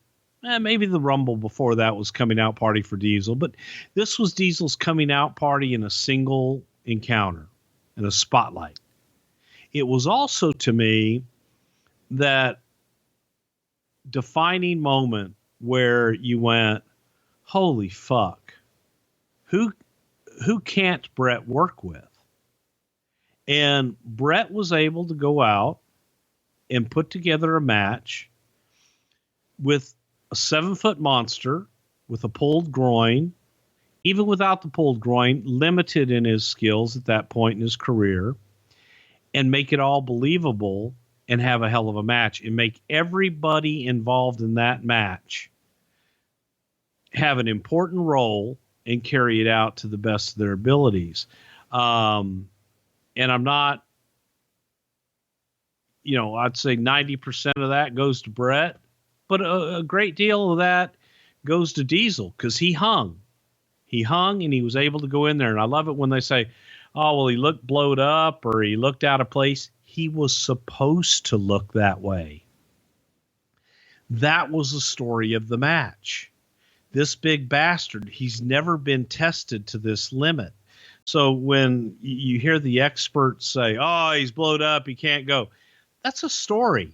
You're telling a story of a big guy that maybe doesn't have that wind capacity and that cardio that the smaller, more agile athlete has.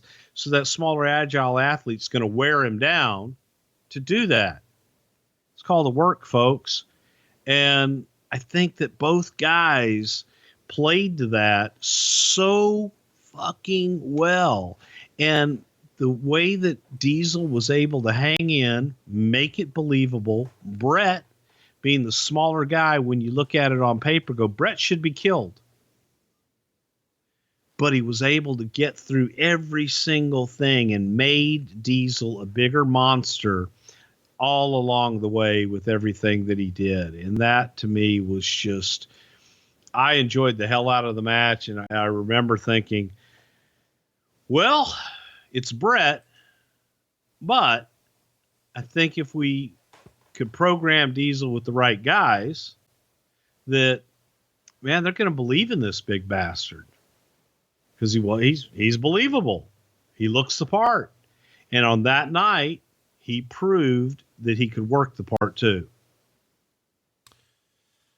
Any concern with him working with a torn groin that he's not going to be able to go? Yeah. What was definitely concerned, but he felt that he could, and he had the compression shorts and all that other shit. It wasn't bad enough that he wasn't inoperable. He wasn't in a place where he couldn't go, so that was never an issue. But is how much is it going to hamper him? How much is it going to hamper the performance? At this point, did Vince already know we're going to make him champ sooner rather than later? It was just a matter of trying to test him and see what we had. We wanted to test and see what we had. We didn't know whether or not he could hold up in that single environment. And he did. And this was the point where we kind of went, you know what? down the road, he could be it. So let's keep it moving here. Jim Neidhart returning. How does that come about? Yeah, the big bastard. Yeah. Yeah, the Bulls ready, Vince. Yeah, you looking for opponents for Bret? Yeah, they tear it down. Bring him. You know, they were the foundation of the Hearts, and what a match that would be. You got Owen. Put him with Owen. That big bastard. And it kind of fell in, and we really didn't know what the fuck to do with Jim at that point. So just leave it with question marks and figure it out later. Yeah, you know, you put it out there. He kept Bret from losing the title. Right. You had the open-ended, why'd you leave me? And then, look, I wasn't there to fight for you after the fact. I was there to make sure you kept the championship. So there were a lot of different stories. We didn't know what we had in Jim at the time. It was another, if you could, the big rhino, just, give him a chance. And Vince is a softie. Well, next up, Razor Ramon gets a win over IRS with the Razor's Edge. Pretty uneventful match. 5 minutes, 13 seconds, 3/4 of a star. Meltzer would say they didn't even really attempt a good match. It's just sort of there.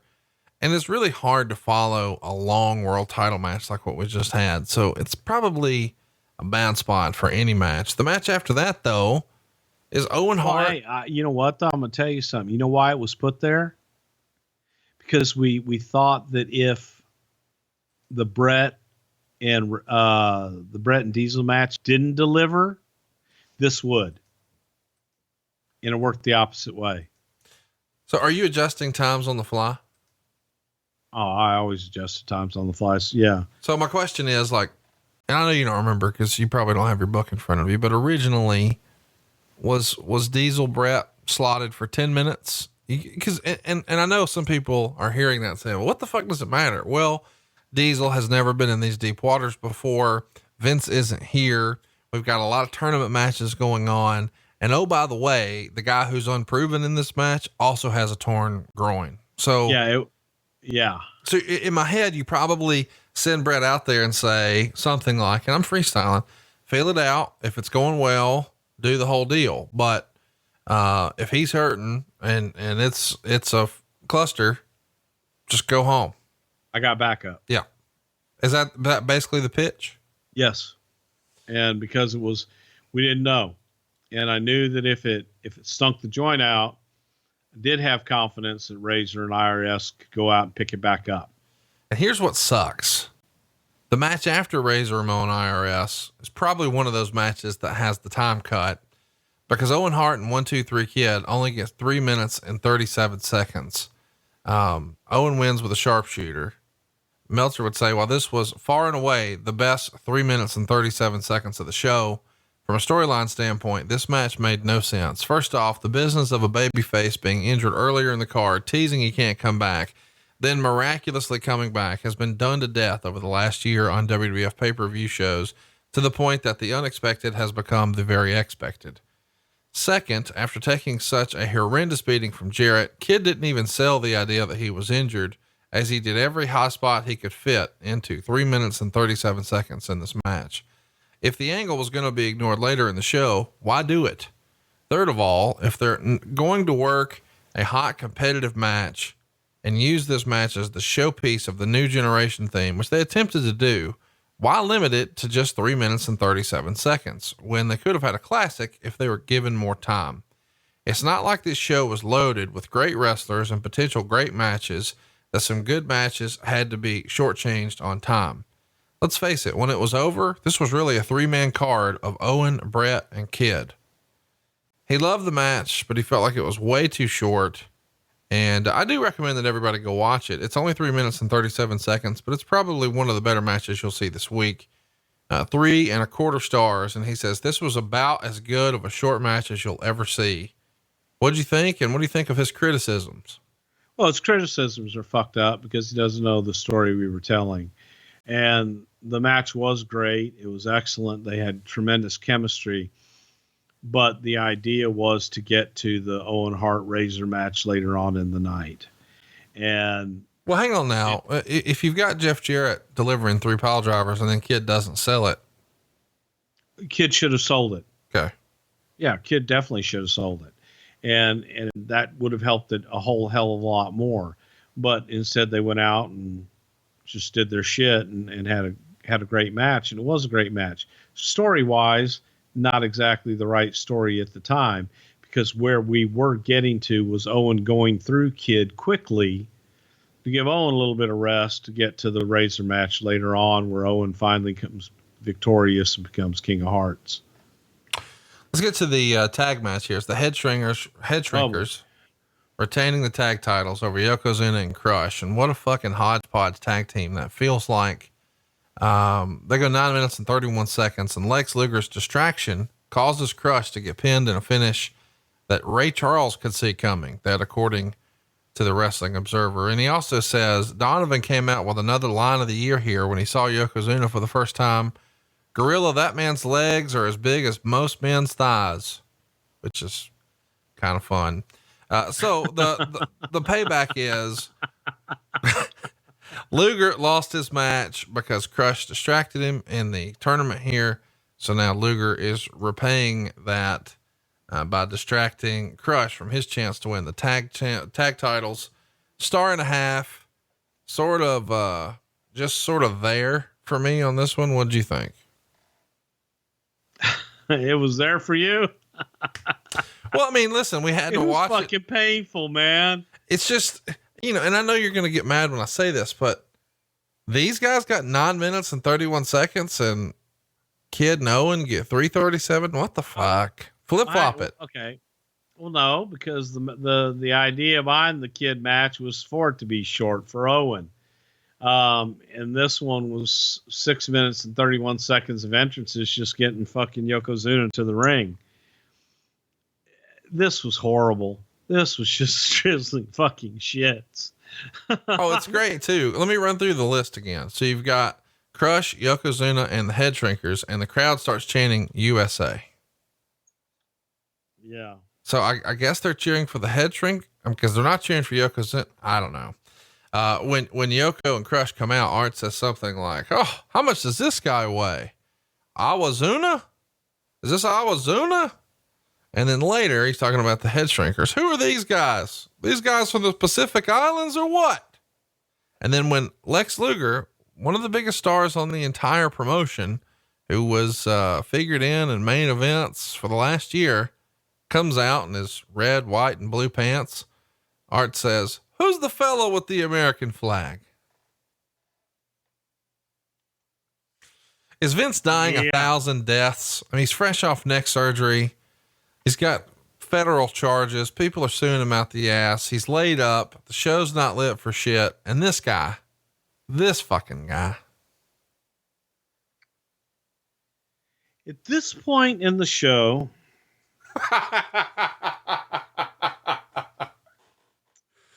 that was kind of the reaction that I was getting from Vince. God damn, this is the shits. And, yeah. And then I just left the office. I wouldn't take the phone calls anymore. I knew I was getting one at the end of the night. Yep. Just take your ass chewing all at once. And I knew it was a horrible show, and I didn't need all that much more reinforcement that it was a horrible show. We all knew it was a horrible show. We were just trying to get the fuck through it. And Pat's walking around with his fucking papers in his back pocket and pencil behind the ear. And just, the shit, they don't listen. And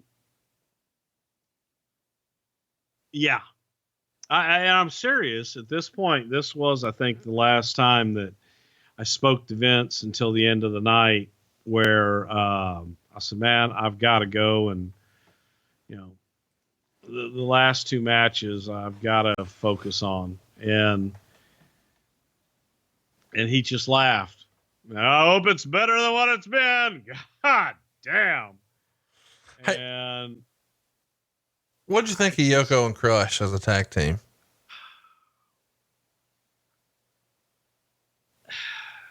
bad. Yeah, we agree. I mean, Thank you.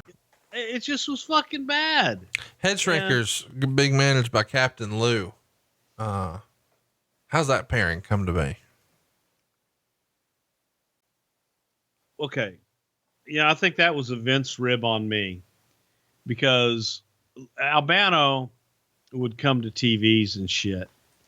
And Lou would always go over and talk to Vince and Vinny, hey, I got an idea. How about I do this? I'm a manager of tag team champions, and I could do this, and I'll take you next tag team champions. And hey, Vinny, let me do this. Vinny, let me do this. Well, Vince would go out on commentary and he'd send Lou to me. Hey, Bruce, I talked to Vinny. Vinny said I could do this. And Vinny, Lou, Vince didn't say anything to me, man. Let me talk to him. We'll see what we can do tomorrow. We'll see what we do, blah, blah, blah. So when we started doing Raw Live and shit, and he started doing this shit to me, we were in, I think it was Poughkeepsie. And Lou had been in the back, and Vince had been driving me nuts all fucking day. And Lou had been driving me nuts all fucking day. So I heard Vince tell Lou, just go talk to Bruce. Bruce will find a spot in the show for you. So, all right, you want to play haha, motherfucker? And they were out doing commentary, and I believe it was a head shrinker match or something like that. And Luke comes up to me at Gorilla in the middle of a live show and says, Brucey baby, what are we going to do tonight? Vinny said, you got something for me. I said, yes, go down and do commentary with Vince. When? Right now. Just go to the ring, pick up a headset, just start doing color with him. He fucking goes out the curtain, went down, sat down and did commentary with Vince. And on his way down, Vince is going, Bruce, what's going on? I said, Lou's going to do commentary with you this match. Silence. Lou sat down, did commentary. Afterwards, he goes, don't ever fucking do that to me again. I said, stop sending him to me and I won't. But yeah, that was how I kind of remedied that. Yeah, just go talk to Bruce. Bruce will get something for you. Okay. I got something for you. Go do live commentary with him. Cured that. Yeah. That handled that. All right. Next up, Owen Hart, Razor Ramon. It's what Bruce called the main event. I got 6 minutes and 35 seconds. Owen, of course, pins Razor, becomes the king of the ring, tournament champion. Meltzer would say this match wasn't bad, but again, it was too short considering the purpose that this was an impact match that theoretically these guys are good enough. And they did a lot of good wrestling early and traded near falls. Hart went up for a moonsault, but Ramon got up and gave him a backward suplex and then went for the Razor's edge, but Hart flipped Ramon over the top rope. Neidhart comes out and clothesline and posts Ramon and then throws him back in the ring, where Hart scores the pin after an elbow drop. Both men attack Ramon after the match as fans chant for Bret to do a run in, but instead Bret just does an interview. And then there's the coronation ceremony for Owen Hart, who's now going to change his nickname from the Rocket to the King of Hearts. So now the truth has been revealed. Jim Neidhart, while he saved the title for Bret, he's not actually on Bret's side of this family feud. He's with Owen. And now Owen's finding himself in the middle of this push where he had the big win at the last pay-per-view over Bret Hart. Remember, that was WrestleMania 10, the most recent pay-per-view, But the show goes off the air where even though Owen beat Bret, Bret's on everyone's shoulders as the champion. And now fast forward to the next pay-per-view, and another family member doesn't side with Bret, instead sides with Owen, and Owen wins the King of the Ring, which his brother Bret had the year before. So great story. Really love where we're headed. We know we've got SummerSlam for the world title and the cage match sort of circled as where we're going to wind up. Is this at this point, this has got to be everything Owen Hart has been waiting for his entire career, is it not? Well, yeah, for the push. I mean, it was something that elongated what a lot of people never thought would happen, getting more than one or two matches out of Bret and Owen, because you had the victory at WrestleMania. You come back with the rematches, the Heart Attack tour after that. Well, now Owen is following in Bret's footsteps by becoming King of the Ring. His next step is the WWE Championship now. So it was a logical progression. It added fuel to the fire. You had Neidhart in there, who was neither fish nor fowl when we started out. And we even carried it on a little bit, as Neidhart, fish or fowl. Yes, he helped Owen more, but he did help Bret too. It was that building of Owen Hart that was another example of the way that Owen would take whatever he was given, small or large as it may be, and make it 10 times bigger. Because when he became the King of Hearts, I mean, he did change his gear, changed all his shit, embraced it, and made it more than a lot of people ever imagined it could ever be. So, yeah, fucking Owen, man, to me, just so great. And this was another one of those examples of you gave him an inch and he took 2 miles. Really, really good stuff. The coronation ceremony, a little silly, but I mean, it's cool because it's Owen, and you know what this means to one of the guys who, really deserves it. One of the good guys in wrestling. One of the things I wanted to mention to you here is Todd Pettengill goes over to interview the governor, and he's trying to. We had all the stars there, fucking Conrad. Here we go. So he's got the governor of Maryland there, and he's trying to ask, "Hey man, need you to make a pick here. Who do you got, Jerry Lawler or Roddy Piper?" And the governor picks Piper, but says, "Really, I'm more of a Hulk Hogan fan myself." God damn. Todd Pettengill looks like he's going to have a sheer panic attack, pulls the mic, and the interview is over. Just when you thought this shit couldn't get any more sideways and your phone's not lighting up enough in the back. Woo. Yeah. Good times. Good times. I do want to mention though, you see a lot of promos on the WWE network because it's the Coliseum video release. So there's lots of backstage stuff with like Jim Cornette, and there's even one in here with Roddy Piper, and Piper is in his dressing room and he's showing you what's in his bag, and he's bragging that this Hershey's bar is what real champions eat and shit like that. And he looks like $1 million. And I know he's fresh off of a movie set. The vignettes that were building to this, were of him in his movie trailer where he's got like a 5 o'clock shadow, and outside of his movie trailer one night. And he is in the best shape Roddy Piper was ever in at 40 years old. Is he not? Yeah. Piper was ripped, man. He was working his ass off and trimming down and just, changing his look up and trying some different shit. He was in that acting world wanting to, it's funny. They tell you, you got to trim down, you got to get smaller and all that stuff. And that's what Roddy was doing. And he was working hard to attain that.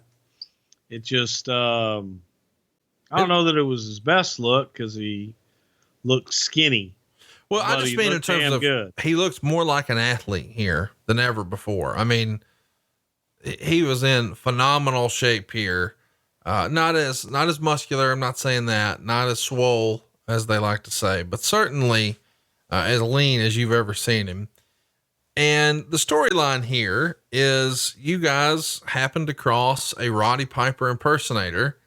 And when we go back several weeks on Raw, there's a King's Court and he's going to promise Roddy Piper, and Jerry Lawler delivers this impersonator who comes out and kisses Lawler's feet and is doing an incredible impression of Roddy Piper, dressed just like him, but skinny as a rail. I mean, the kid weighs 90 pounds tops. And now for the main event here, that kid's actually going to walk to the ring with Piper as, amongst the great bagpipe entrants. What can you tell us about the way you found this kid and what it was like working with him?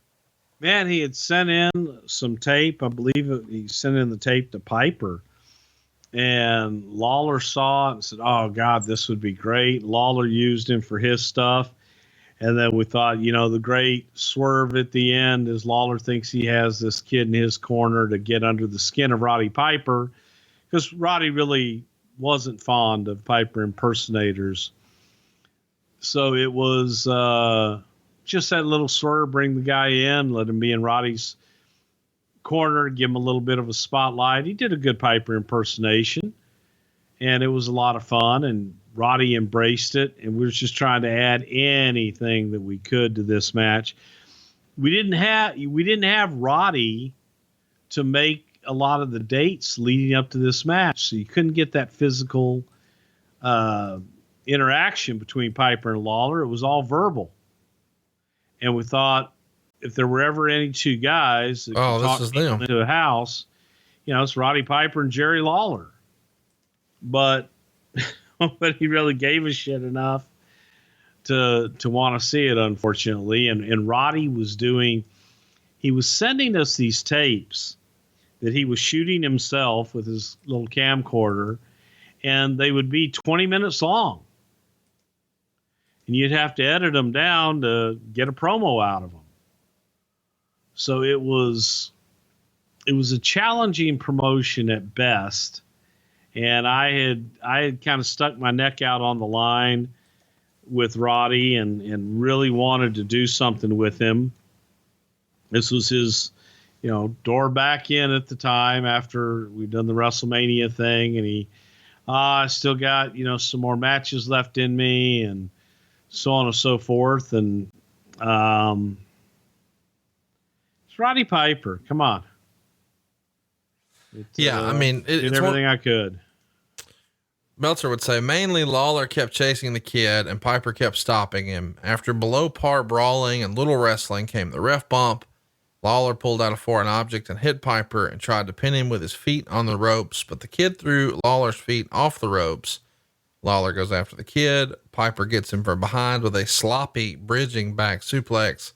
That was the idea, although the reality was something different for the pin. 1 star, and they get, 12 and a half minutes for this one. Yeah. Not the best main event. What'd you think? Is this the last time we see Piper in the company, I guess, for more than a year? He pops back up in 95, and we know he's going to fill in for Razor Ramon at WrestleMania 12 in 96, but he's in and out. As a result of this match, does Piper want to take a break? Is this all you had him contracted for? Does Vince say, boy, that's enough of that shit for a little while? Why is this the end of Piper for a little bit? I think everybody wanted to take a break. I know Lawler didn't want any more of it. When you look back at it and you watch it and you're in there, if you have any feeling at all, you realize this sucks.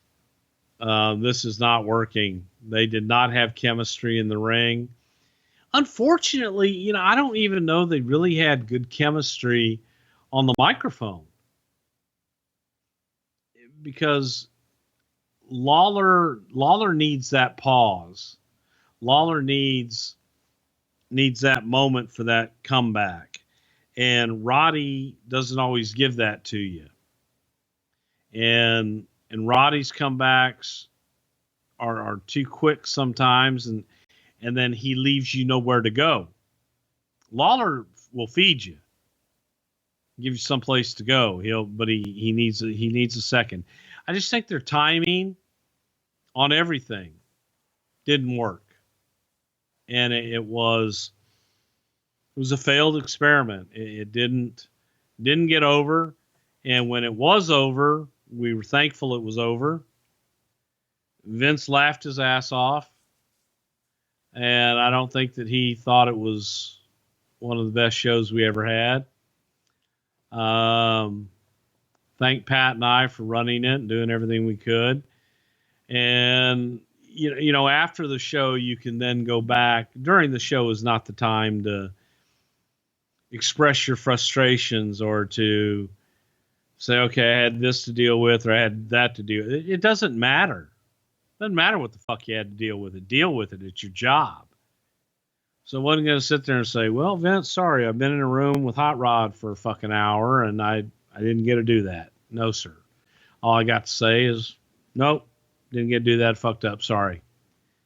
But I got to go do something else right now. And you go on and you do it. After the fact, I got to share some of that with him, which made him laugh even more. But it's a learning experience, and if you learn from your mistakes, hopefully you're not going to repeat a lot of them. Sometimes you do, just because you think, well, I'll overcompensate here. It was tough, and it was without having Vince, who was and is always kind of that rudder in the water. You think you can do it, and I do believe we can do it, and we have done it without him and been fine. This is the first time for me and Pat doing it without him, and maybe we were a little overconfident. Maybe we took a lot for granted. But for me, probably one of the worst pay-per-views I've ever been involved with. Oh, I love you. It was painful, man. It was really painful. Well, and I know this was painful for you today. I guess we should tell everybody you flew home for the emergency oral surgery, and your nightmare continued as it was one complication after another. You had that surgery first thing, crack of dawn Wednesday morning, more complications Thursday. It got way worse on Friday, Saturday, a whole new set of problems. And then of course, Monday, another set. You didn't get to make the pay-per-view or TV for WWE, but you sucked it up and you made it for our Something to Wrestle fan base. And we appreciate you taking the time to do it. And hopefully you can take another pain pill, take a nap, and we're going to try to bring you guys some more great content this Friday at noon. Tell your friends Something to Wrestle is back with some brand new content. And thanks to Tony Schiavone for filling in the gaps last week. Yeah, I wanted to thank Tony, man, for stepping in and helping out on that. I want to thank everybody for the well wishes. I have no idea at all what transpired in my life last Wednesday and Thursday. I have zero recollection. However, I will give you this one piece of advice. If you ever go into the dentist and you leave your wife out in the waiting room and they get in and they pull 6 of your fucking teeth, don't ever let her make that last decision about doing the last thing to drill up into your jaw and take out all the rest of that shit. No, she made a good decision, I'm sure, in the long run, but holy fuck. I asked the guy before I went in, the week before when I scheduled the surgery, everything had dropped on me and I was in a bad way. And I said, how long am I going to be down? He says, 1 day. You're in, you're out. You'll be at work the next day. I guess we should mention a lot of this is complication from when Brock Lesnar destroyed your fucking face backstage and Humpty Dumpty put you back together again. And so when you talk about having to have teeth pulled, people just think, oh, this raggedy motherfucker don't brush his teeth. No, your palate collapsed. Your entire the inside of your mouth fell and it's now on your tongue and you're holding it up like an asshole trying to make TV. And then eventually they say, get the fuck out of here and go get that fixed. And so here we are. And I know last week, you know, people are going to say what people are going to say. Oh, they don't care about the show anymore. Oh, he doesn't have a fucking mouth. This is not something we can do. So thanks for Tony for running his mouth. And Yes. although the live shows with Bruce obviously have to take a hiatus because of his WWE travel, somehow Jim Ross has found a way to schedule a live show with me. Actually, two, we've got them coming up, and I want to go ahead and let everybody know about those. Jacksonville, Florida on July 12th will be our very first Grill and JR Live. And you can join us at grillandjrlive.com. And that is the night before AEW's Fight for the Fallen. So if you're going to be in town for that show, you might as well go ahead and check out Jim and I the night before right there in Jacksonville. Tickets are just $39 and it's grillingjrlive.com. Now, maybe you're more of a WWE fan. Well, good news for you, Philadelphia. We're coming to see you on July 14th, right before WWE puts on their pay-per-view Extreme Rules. We're going to be at Dave & Buster's. Tickets are only $39. Philly, come see us at jimandconrad.com. That's jimandconrad.com. It's the day of the pay-per-view. We're going to get started at 3. We'll be done by 5. Plenty of time for you to make it over to see the dark matches and everything that's happening at Extreme Rules. So check us out. July 12th, grillingjrlive.com in Jacksonville, Florida. July 14th, Philadelphia, PA, jimandconrad.com, right before Extreme Rules. So whether you're an AEW fan, you're a WWE fan, you're certainly a Jim Ross fan, and you got to go see him. Grillingjrlive.com or Jim. Well, you don't have a fucking live show to promote, but if you want to, hey guys, watch Raw and SmackDown. Bruce helps work on those now. He'll be at Extreme Rules. I'll attempt to get together with him and he'll say, oh, I'm too busy. I'm just too busy. And that's, is that it? Anything else we need to mention?